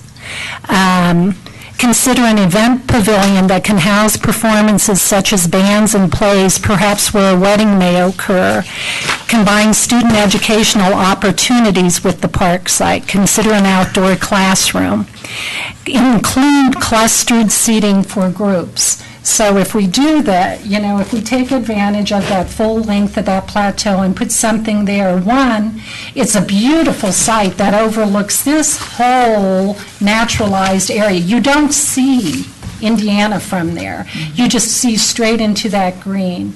And so I think for no real extra money, you just repurpose the swing expense and repurpose the outdoor fitness. You gain so much more community use and school use. So. That's good. Joe? I like all of Trustee Pennington's comments. Just as an aside, it's my notion over the years that outdoor fitness setups seem like a good idea that don't get used much. Right. I didn't catch your first part. I like your thoughts. Yeah. And to back that up, I'm not a strong believer in outdoor fitness clusters in parks. I think they sit and not get used more than they get used. You got trails and you got You can run, you can play. You don't need monkey bar, you don't need pull-up bars or whatever else. Right. You can do sit-ups on the ground. Trustee Dizza. So, yes, that view from up there, what I'm calling Promontory Point, is spectacular. I'd never been out there before, and as Trustee Pennington said, you don't, when you're standing up there where now it's that tan-colored area for swings and things like that, you don't see Indiana, so it's great. You're up there and you think you're in a park that extends from where you are. You look to the back, you'll see all green lawn, back being to the west, and you look to the east and you see down the draw, and it's all open, green, naturalized space. So that would be wonderful. And I was very happy to see the Great Lawn moved onto this side rather than having it on the west side because it's much bigger. That area is all very flat already, pretty flat. You've got a 6 to 8 foot rise as you go up toward Torrey's Peak up to the northeast corner of that, but it's all pretty flat. Now, so, and I just love this idea, to have the path around it, as Sandy was saying, all the way around the green, extend the green out to that flat point. And then the question I have on the loop, I like the idea of a loop because every park needs a place to park. Park needs a place to park. And every park, major park that we have, has parking, whether it's along the street, if there's a street in front of it. In some parks we've noticed have no streets in front of them being planned. But, and then even in Purple Park, there's a parking lot across where the sand volleyball is, and that gets used a lot. They all come, people come to play sand volleyball and they park in that parking lot, or they park along the street around Purple Park. So we have to have a place for them to park. I like the idea of the loop because you don't have to worry about making U-turns in the street, and you can use this loop for the park, but also for the school, and I think that's very important to have a dual purpose of that. My question about this loop, though, is that we've gone down from 57 parking spots to 49 because there's parallel parking now only on the south side of this loop and not on the north side of the loop. So on this, as you access it. And I don't know why you took that parking away there, that parallel parking. If we're going to excavate this, and we're going to have to dig out to make this flat to get that in there, because it drops off pretty steeply there, I think we should just go through the extra time and energy and work and allow parallel parking on both sides of that street. And then the other question I had about parking is that we had considered the bump outs or bump ins along Indiana, not as part of the park, the budget, but, and I don't see them there. I don't know if that's been removed from discussion. I still think that would be a good idea when we do street changes along Indiana to allow parking along there.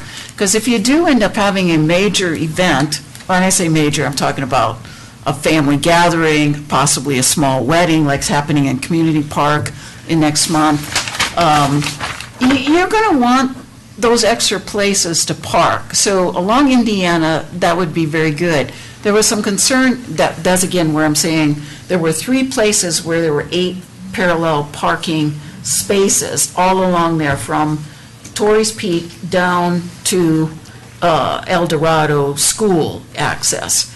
And I don't know if we can get them all in there now with the loop in there, but I still think that we should incorporate those into the overall design as we go forward.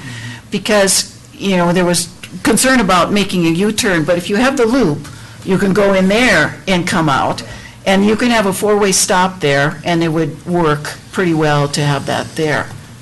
Yeah, Did you the say something? thought with, there seemed to be support for loop road parking, so we took it out of the design that you were going to see, but with staff keeping it in mind for any future improvements along Indiana, then you would see it at that time, was the Right. thought. But But I what about the understand what parallel you're saying, parking to on show the- it on the plan Yeah, as sure. like a master. Right, and the parallel parking on both sides of the loop access, Right. because you don't lose that many, but you do lose some spaces there. And then, Rita, can you give an answer to that question? Why were 8 space, why was that change made? Well, parallel parking only on the south side of the loop access, not on both sides now. Yeah, let me just point that out, so we're all on the same page. So we've shown two different scenarios, parallel parking. So on this side, we just have it on the south, where it would be used also as drop-off. We're thinking on the north side of the loop, not ideal for drop-off if it's being used for school drop-off. But you could still have another parallel parking on this side and pick up those additional parking spaces. In this case, we were trying to save money where we could, so that was one reason why we took it out. We saved a couple 100 feet by 8 or 9 feet wide of asphalt and the associated grading back into this hillside that would take. I think the other big question is how much parking, and I don't know the answer to this, I'm just throwing it out as a consideration. How much parking do you need in the park? And, you know, there's probably a danger of over-parking it. I'm not sure if you need 50 or more parking spaces, but if you do, we could certainly put parking back, parallel parking on the north side as well. Just one other consideration to throw out, that gives you, so you have a 24-foot wide two-way drive, and then you have 8 or 9 feet of parking on this side, 8 or 9 feet of parking. So it starts to feel like a kind of wide expanse of asphalt at the entrance to a park. It feels a little, you have like 40 feet of asphalt. I understand everything you said. It was just that it was there on the previous, and all of a sudden it was gone. Yeah, it's here just to shave another few percent, whatever we could do to shave a few percent here, figuring that. It's kind of like 6 of one, $500 million of another, so. Yeah. So what is the difference in cost, losing those 8 spots and not having that 9-foot by whatever asphalted and concreted? I don't have a specific number for that. I mean, can you say proportionally, did we save $10,000 or $50,000 or? It's probably somewhere between those two, yeah. So I'm just saying that you give up something, and I don't know if it's doing that much. I'm not saying I absolutely think it needs to be there, but it was there before, and every discussion, all of a sudden, it's not there. And I don't know that it's, there's enough reason to take it out. As long as we're doing it, let's do it right the first time instead of having to go back and do it again. And also, incorporate into Indiana those bump outs particularly. And then I think that the viewing area that Sandy talked about, we stood up there and just couldn't believe how, it's just a great spot to look out at everything. That's where some kind of an event structure should be at that point, not down here in the bottom next to the parking spots, but up in the park so that you can see what's going on. And then the parking along Torrey's Peak, I understand why people don't want to have it there. Well, all I would say is I would be against restricting parking there, eliminating parking altogether. If you have it there as an option on the south side when you have an overflow need, I think that's important to be able to allow it when it's necessary, but I wouldn't be in favor of totally restricting never to have parking there for any reason whatsoever. So, I hear what you're saying, but I wouldn't want to lose the opportunity to be able to park along that south side of Torrey's Peak if needed when there was something going on in the park. But otherwise, I think, and then I asked this at the last meeting about the loop itself and the length of the loop. It's so long of a drive in there, and I think you're going to shave some costs. Don't make it so long. Just move it back a little bit. And we were out there walking it, and we thought we could actually, you didn't have to go all the way up to almost the other end of the park. But we're not an engineer, so it just looked like if you want to save some money on concrete and blacktop or asphalt, it might be that you look at the length of that loop, that drive in there. Thank you. Mayor Pro Tem Williams. So I'd like to know how much the cost of the parking loop is in this whole 2.4 scenario.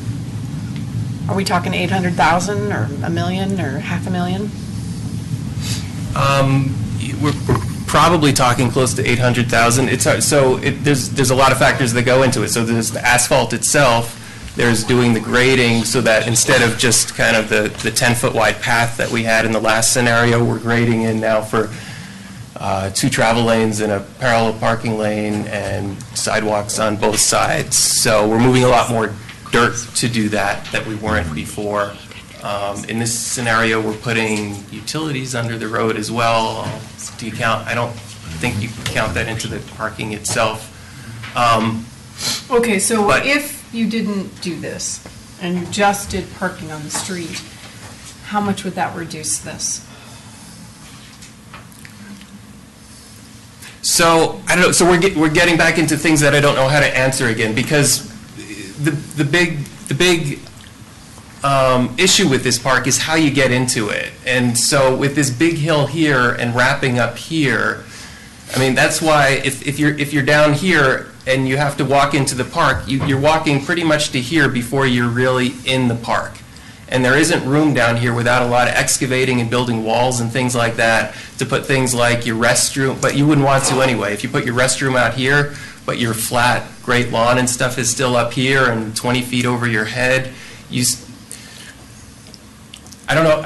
I don't know how to give you a good answer to your question, because it wouldn't be a good plan what I'm describing anymore. It wouldn't work for you. But I could try to answer it.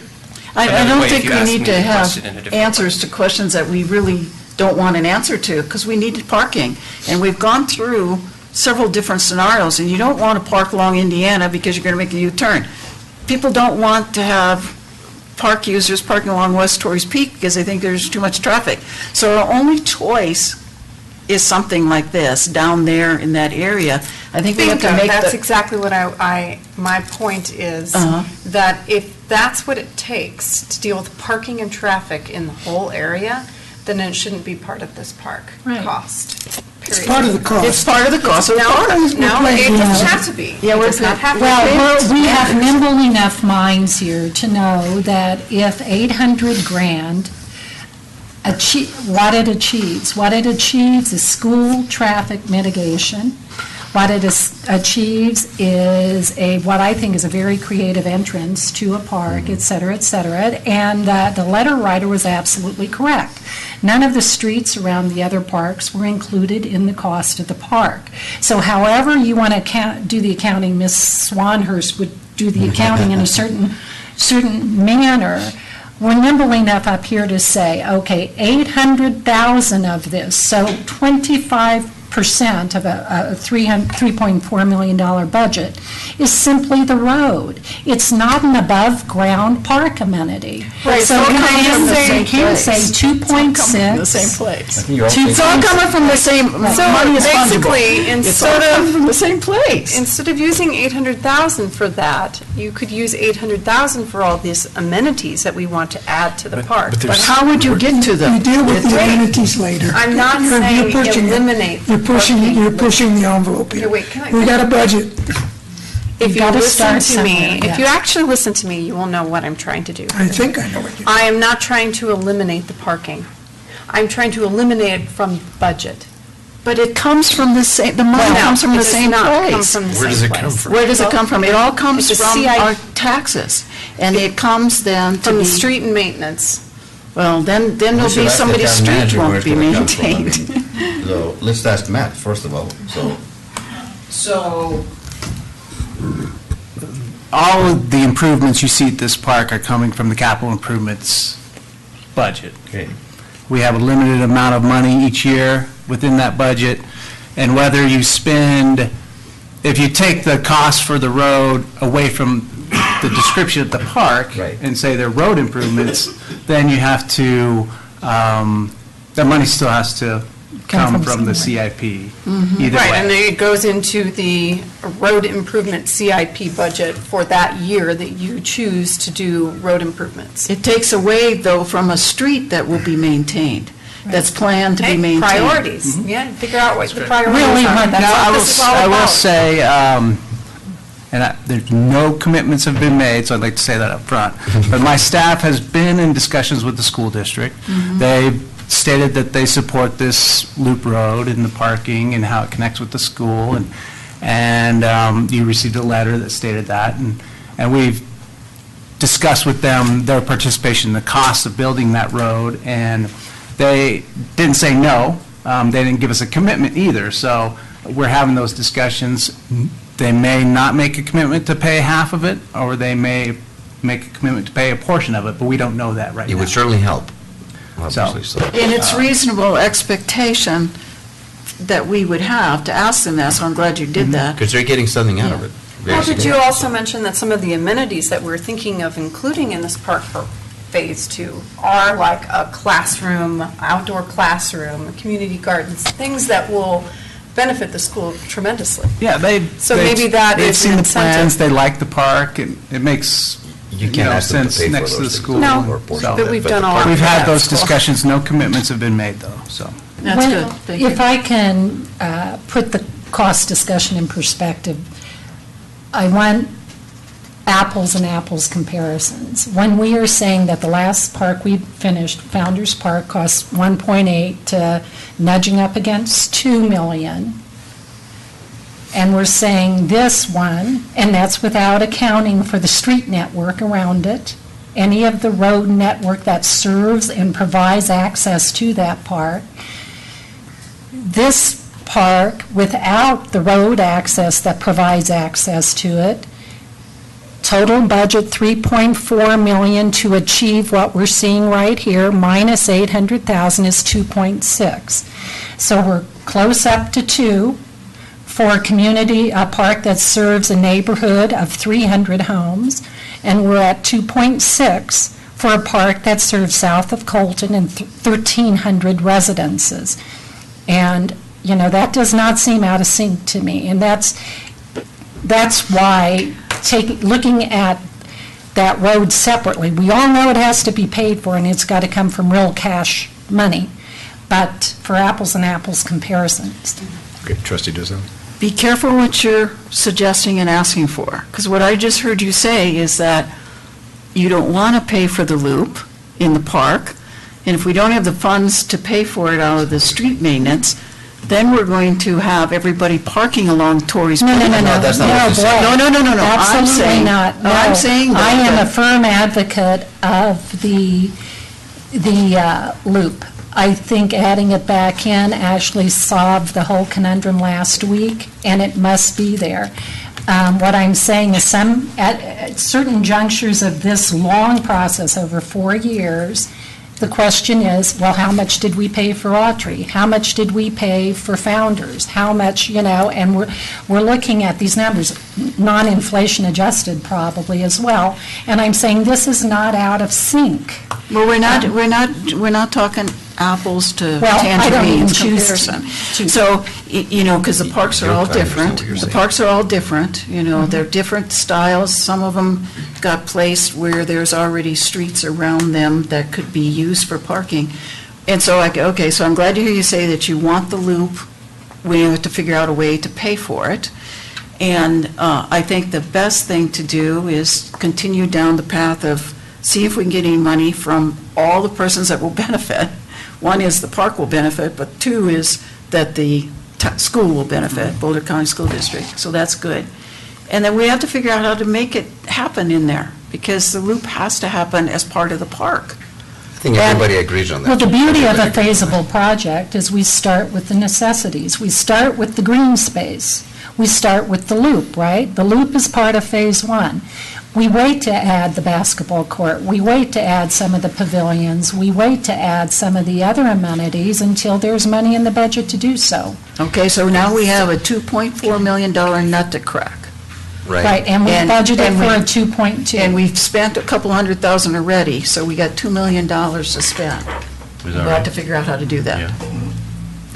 Yeah, So- once we get to construction documents. So several things. If you compare apples to apples here, it's a park and a park. We're comparing this park to another park in our town. And how many people does this serve and how many people does the other one serve that you're comparing? And if you want to compare Founders, this is exactly in sync or even cheaper. And that Founders Park was very expensive, serving a very small number of homes. So I get that. That is not an issue for me. The issue for me here is that why is this park costing so much money? There is some sort of cost in here that seems out of sync to me. And I don't know if it's the road, it could be very well the road, I mean, that's 800,000, I get that, but that still sits you at 2.6 million and you have less amenities. So I still think that the estimate for this park is off, but that's just my opinion. The other thing is, if we don't do a phased project here, do we get more money through GOCO?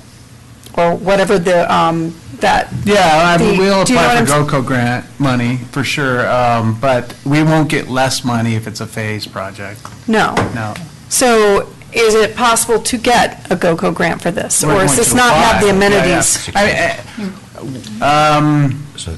One of the things going, that's positive for the project with the GOCO grant is the fact that if we partner with the school district on it, then that's, something that they like to see in their grant funding, so we'll play that up as much as we can. Okay. so.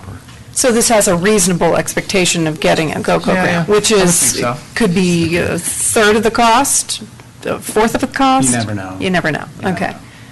So we haven't even entered into some kind of... And we have to, on a project like this, we have to assume that we're not going to get any grant money. Right, I understand that. But I wanted to throw that out, that if we weren't doing a phase project and we show that there's, sizable and interesting amenities for this park, doesn't that get more money than less? So we'll show them the full plan. Okay. Okay. So Sandy and I were doing some calculating here. So for this park right here, 1.8 million divided by 300 homes? That's For founders? For founders, that's 6,000 per home. The 2.4 divided by 1,300 homes is 1,850 per home. Add the parking, make it 3.4 million, it's still 2,600. So that's half per capita, if you will. Per home. Per home, compared to, so those are actual numbers. If you see it from that perspective, this is very reasonable, actually. Okay. Well, and that makes sense. I get that. But if you still look at the amount of acreage you're planning to develop, there is a higher cost for this one. So I'm just wondering if we really truly have our costs or estimates correct. Well, we're going to that next, right? Isn't that construction cost next? That's the next step. Yeah. Right. And hopefully, Yeah, I thought we were hopefully you guesstimated high. Wow. And not low. Way high. I wouldn't count on that.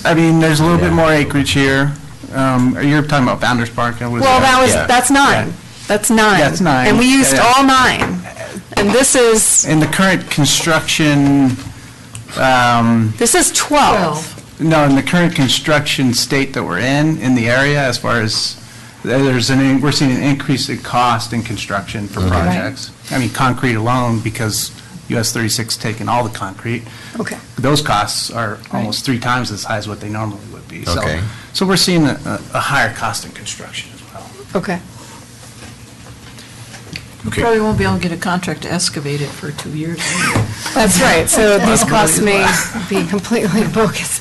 That's why costs must be adjusted. You have to, when you're comparing any number,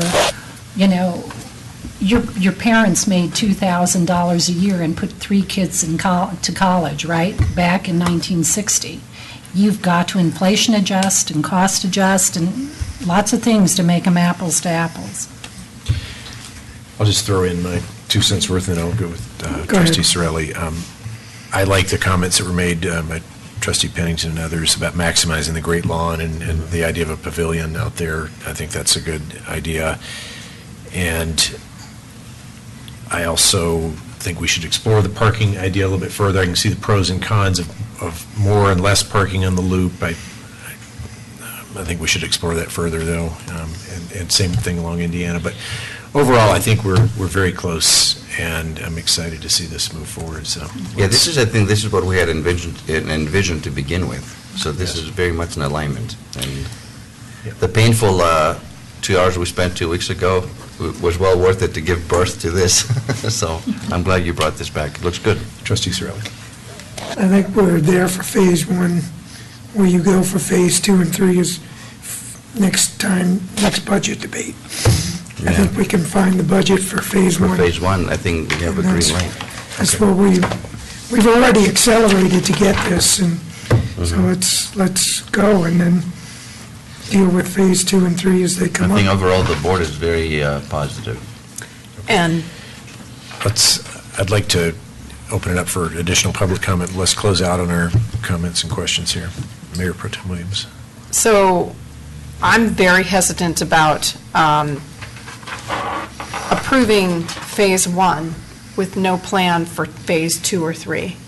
And I'm afraid that the next board that comes up here sees phase 1 as being used, we're good, we don't need to spend for phase 2, and, open shut case, we're done. So, You got next year's budget, you're still on the board. Yeah, there's one more year, that's true. you get the scenario, though. I mean, who knows? can- How long this will drag on. It's dragged on for 4 years at least. So I hate to see a very unfinished project, and that's kind of what I've been sitting here advocating for, is how can we get as many amenities possible in phase 1? But you know what, that was the concern about this park here, too. Remember how many years this park, I know, Founders Park, and dragged on and on and on? 10 It did, but that's not going to happen That here. But went in the end, we got it done. $100,000 a The year. bottom line is, we got a beautiful park right here that everybody loves. And it's So- been 20 years already for this one. No? Well, I don't know about that. I don't It's see been that 2 way. I years. think this is the first serious discussion we're having the last That is totally not with true, this 2 years. last couple of years. No, this is a serious discussion with serious money behind it and setting money aside for it. So we're not where we were 2 years ago. I think we're very close to. So I think there needs to be a plan for more than phase 1, and it needs to have a complete vote of the board, whether we're going into it. There needs to be a plan, and I don't want to just say we're going to look at phase 2 and 3 later. It needs to have a plan and a voted-on plan. Before we do anything else. Without having, I don't want to delay phase 1, though. without having a budget for it? How many years There is a out can we budget for commit it. some There is no dollars budget. Well, anyway? however, knowing. Okay, Five. let's one at a However time. this occurs, we can't just sit here and vote on phase 1 and hope that the rest of it all falls into place, I don't know how many years from now. There has to be a plan, and that's what I'm advocating for. That's what I want to see. I think, though, How we go that about it, I don't care. the question Let's that get I there. ask is how statutorily, legally, resolution-wise, how far out can we commit money? And 5 years budget? Well, You can't even do that for money. we have a 5-year CIP plan, but Yeah. you appropriate funds yearly. Right. So, regardless of what, my takeaway from that is, regardless of what you'd like to see, Deb, is that we can say this is what we'd like to see happen over it, but we don't appropriate the money. Nothing will actually happen until we actually budget for it and put it in year to year to year. So That's you can right. put a plan out there, but that doesn't mean we're committed as a town to spending that money. That's just the reality of the. Yeah, I see that. Trustee Pennington. and we do that all the time. Right. We can't predict the future, we can't predict priorities. But what we can say is, at this point in time today, or I assume today, that we support Phase 1 with the potential addition of Phase 2 in a reasonable time frame if budget allows. We don't have to commit, we can't anyway, according to Kendra, you can never commit a future board. And I think the question really is, does anybody ever foresee going to Phase 3 on this? It seems to me we're pretty committed to 1 and 2. What And is then 2, though? 2 is That's that. my point. I guess, What is Bill, 2? can you reiterate what 2 does over 1?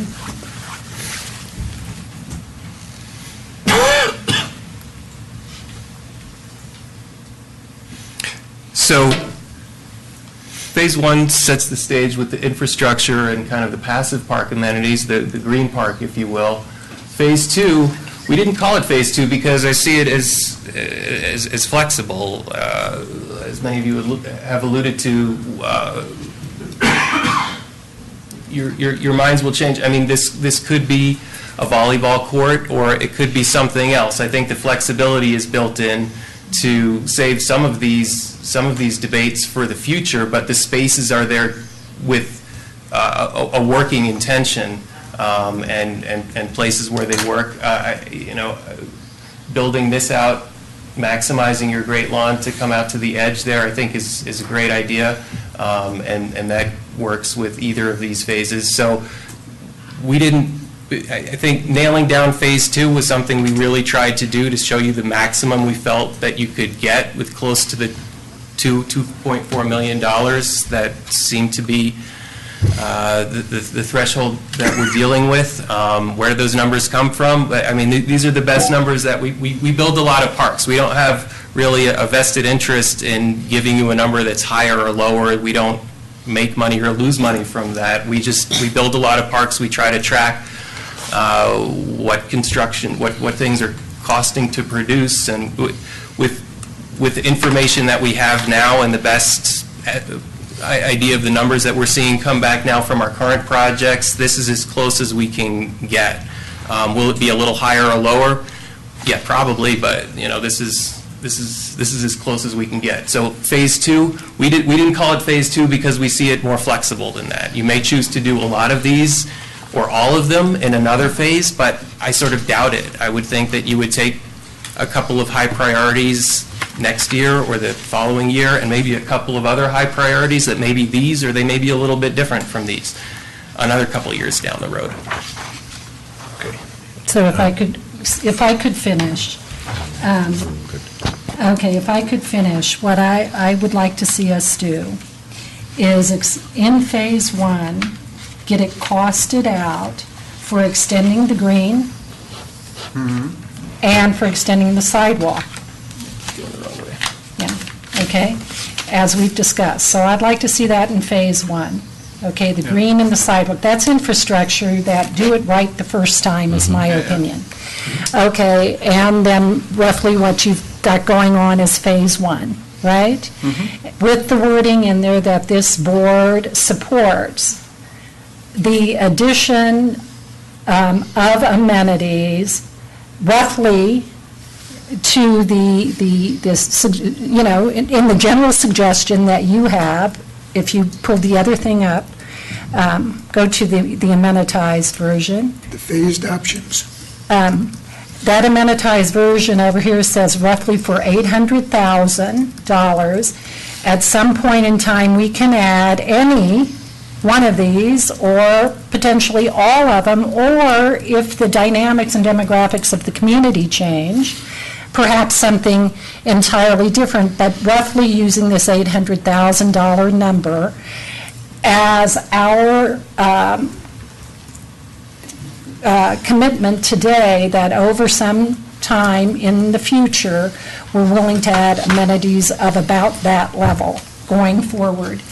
Now, if we go to the very first one, the Cadillac version, that $5 million plan, please, I think this will probably stay in the bank of graphics that show what, like if Rockefeller comes in and he bequeaths so much money to this park, this is what maybe we could shoot for in the perfect world.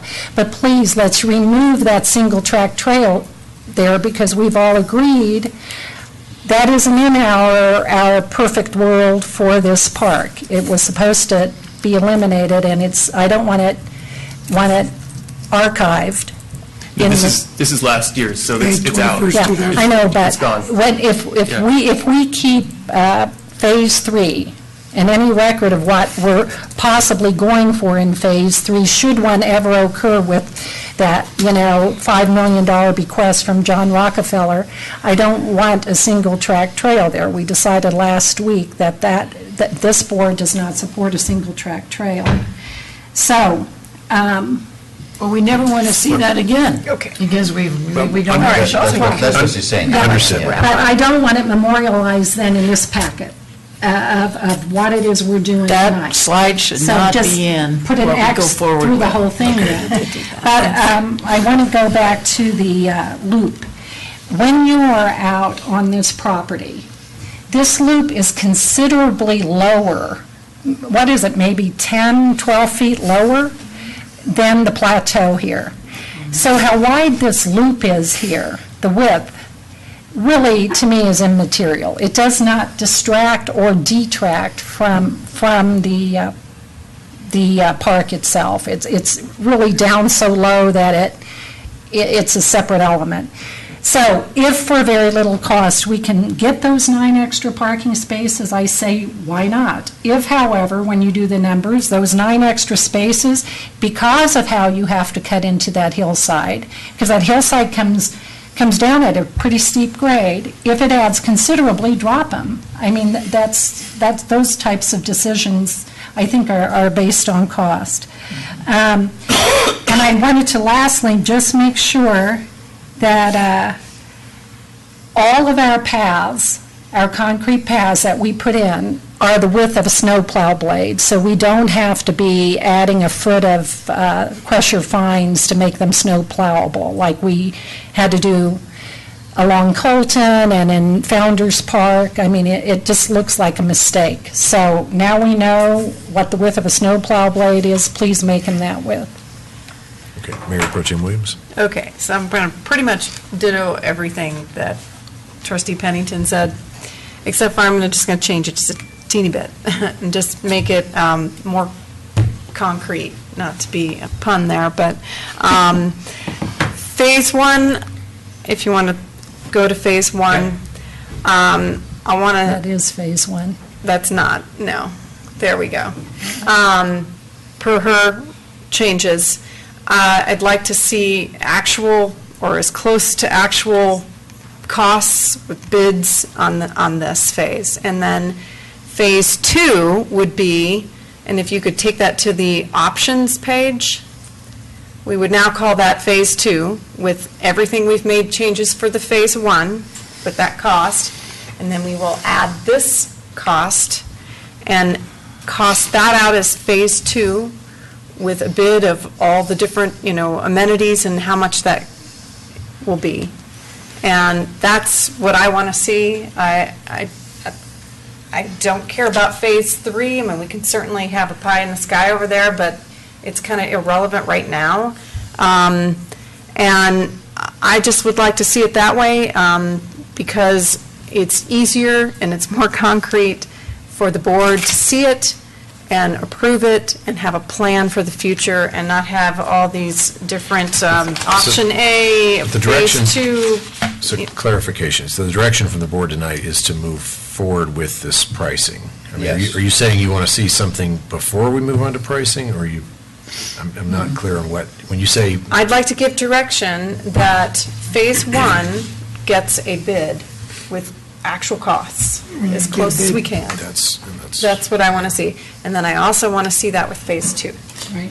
I'm not saying we're approving Phase 2 But not right necessarily now. a bid, an estimate. That's fine. Right, That's because fine. we're not bidding it out yet, with No. real construction, but an But I estimate. want it to based have on a best very information available. concrete path that the board can honestly say, in the future, Phase 2 is the next implementation. It's With the options. next vote. With options. Not necessarily every one of those but those are the options we discussed and we'll consider for the next And- phase of this park. If I can... In other words, it's a design for Phase 2. we're repeating the same thing here. We are. It's all We're all, semantics, I think but we're all on the basically- same page. But if I can clarify one thing that I left out. When I'm assuming it's clear we're going to drop the fitness and we're going to drop the swing, and then on Phase 2, we're going to add some sort of pavilion, pagoda, something special here as a Phase 2 option to add as budgets allow. Right.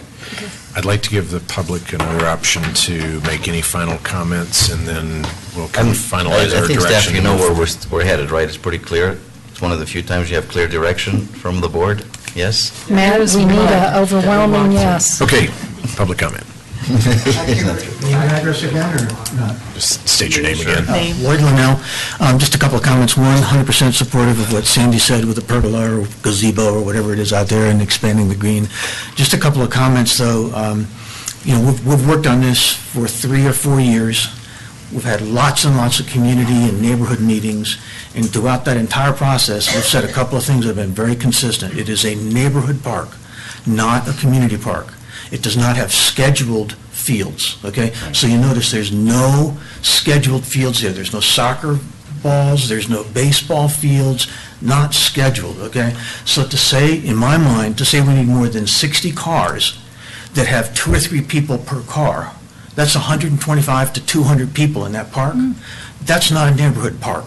So I don't think that we need all the parking that some people envision, because we're not going to be scheduling, or let me put it this way, if we start scheduling weddings every week and we have 200 people there, and so every time you walk outside, there's 200 people in your front yard, you're going to have a community up in arms, because we have worked really hard to make sure this is not scheduled. Not scheduled. No high-intensity lights, no game fields, not large crowds, so hence we don't need a lot of parking. I can tell you may have 2 or 3 weddings a year. If That's you look fine. at Purple Park, or if we look in, sometimes they have But we don't have to graduations. design, And we don't have to Lloyd, put we have parking on to- Torrey's Peak Yeah. for a wedding once or twice a year. Yeah. It's like, that's not what we're designing We it have for. to acknowledge the Right. daily school need, however. because- Exactly. yeah. When we went through this, the reason we put all these parking spots Yes. was not because we thought we wanted to have 200 people in the park. It's because the school said that's what they needed for drop-off, okay? So you don't need these parking spots for the park. You get by with much fewer. It's a neighborhood park. And then my last comment is, my understanding of what all of you have been saying, which I absolutely endorse, is we have phase 1 where we have a real good idea of what we want. Phase 2 is just a grab bag of potential add-ons. Okay? Exactly. That Right. grab bag may end up adding up to 100,000 or a million or 10 million. It doesn't make any difference, because we're not buying the entire grab bag. Right. We're going to put the park in place, see how people use it, come back at some period of time and ask the population, what is it you'd like to add? We've kind of earmarked 800,000, or whatever you guys decide, over the next N years. So here are the things you could have. You could have swing sets, you could have this, you could have this. By now, the community's using it. You'll get some really tangible feedback. So I don't think you can have a definitive Stage 2 plan. You just have, here's the amenities that everybody in the community said they might want.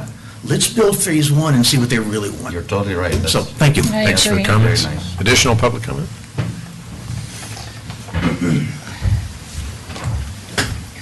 Sandy Hammerly, 2855 Rock Creek Circle, the Summit at Rock Creek. I am a member of ProStack, but I am not speaking as a member of ProStack right now. I kind of want to say to the trustees that I think it's extremely unfair to compare this park to Founder's Park. We continue to say that park only serves 300 people or 300 households. If you generally go to that park, first of all, it is not just the residents of Old Town who use it, and the trustees have already approved something that is sort of in violation of our original concept that it would be a neighborhood park. And we now lease out the pavilion, and we also are leasing out the baseball park to T-ball. I have no problem in theory with that, but that was a neighborhood park. So it is not just the 300 households of Original Town that use it, and we need to keep that in mind, because it's really not fair to put that burden on the residents of Old Town that we spent a lot of money just for them, when really and truly we're using that park for our entire community. Okay, thanks for the comments. Additional public comment?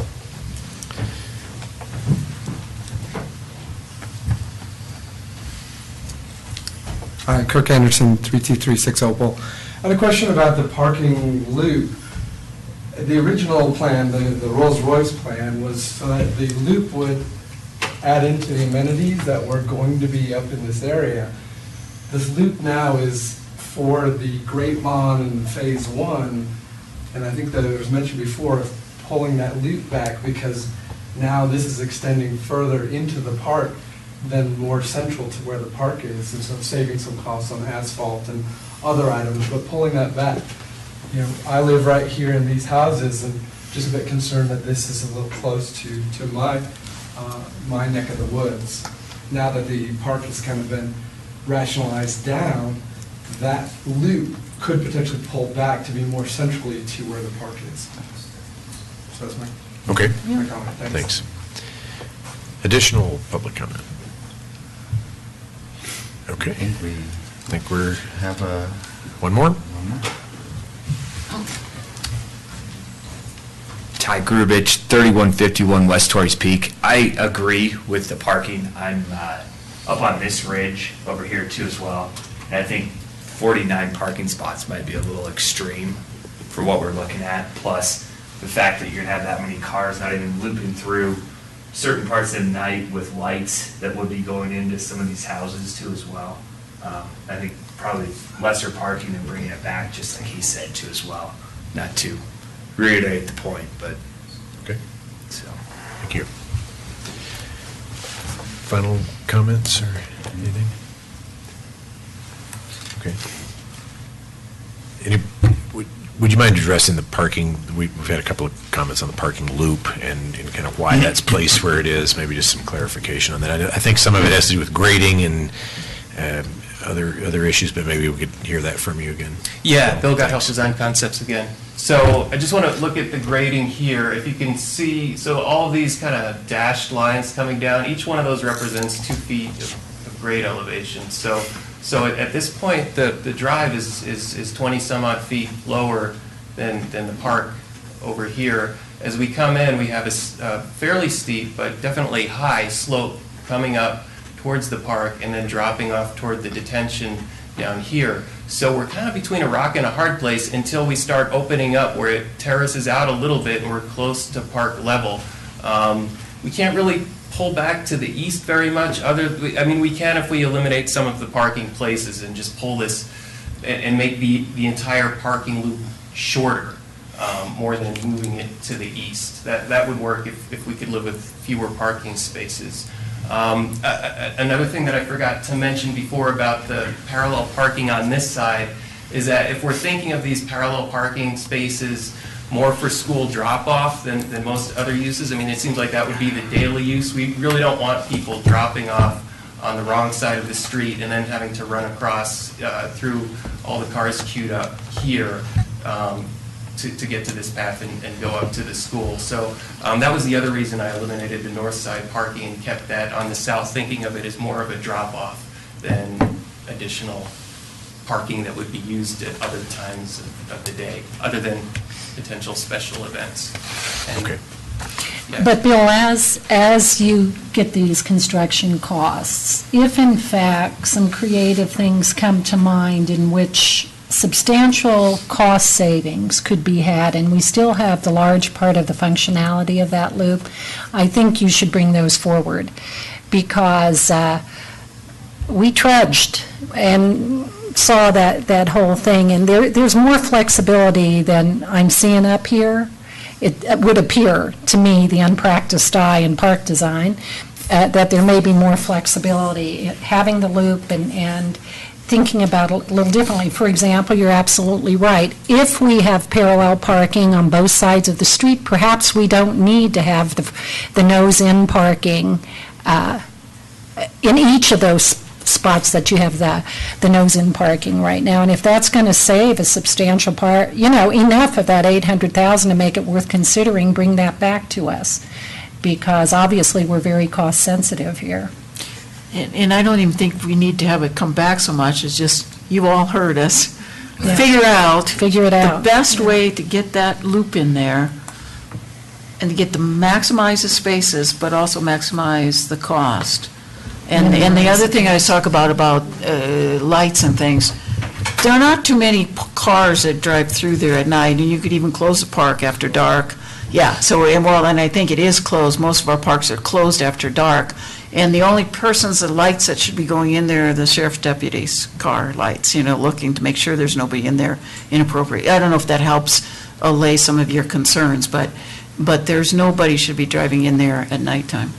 The other thing to add about that is that here's another 2, 4, 6, 8, 10, 12 Right. feet in elevation change. So these cars are 12 feet lower than this house. So their headlights will be going into the ground essentially, not. And you've got landscaping there too. Trees will actually be along that area. They won't be full-grown the first 2 years, but the way they grow when we irrigate things around here, it's crazy, so. That path is directly into my house. Yeah. Okay. Phyllis, the buzzer is about to buzz us again. Thanks. Thank you. Right, I think are we good to move forward on that? Okay. All right, anything further for the board? Okay, thanks for everyone coming. We're adjourned.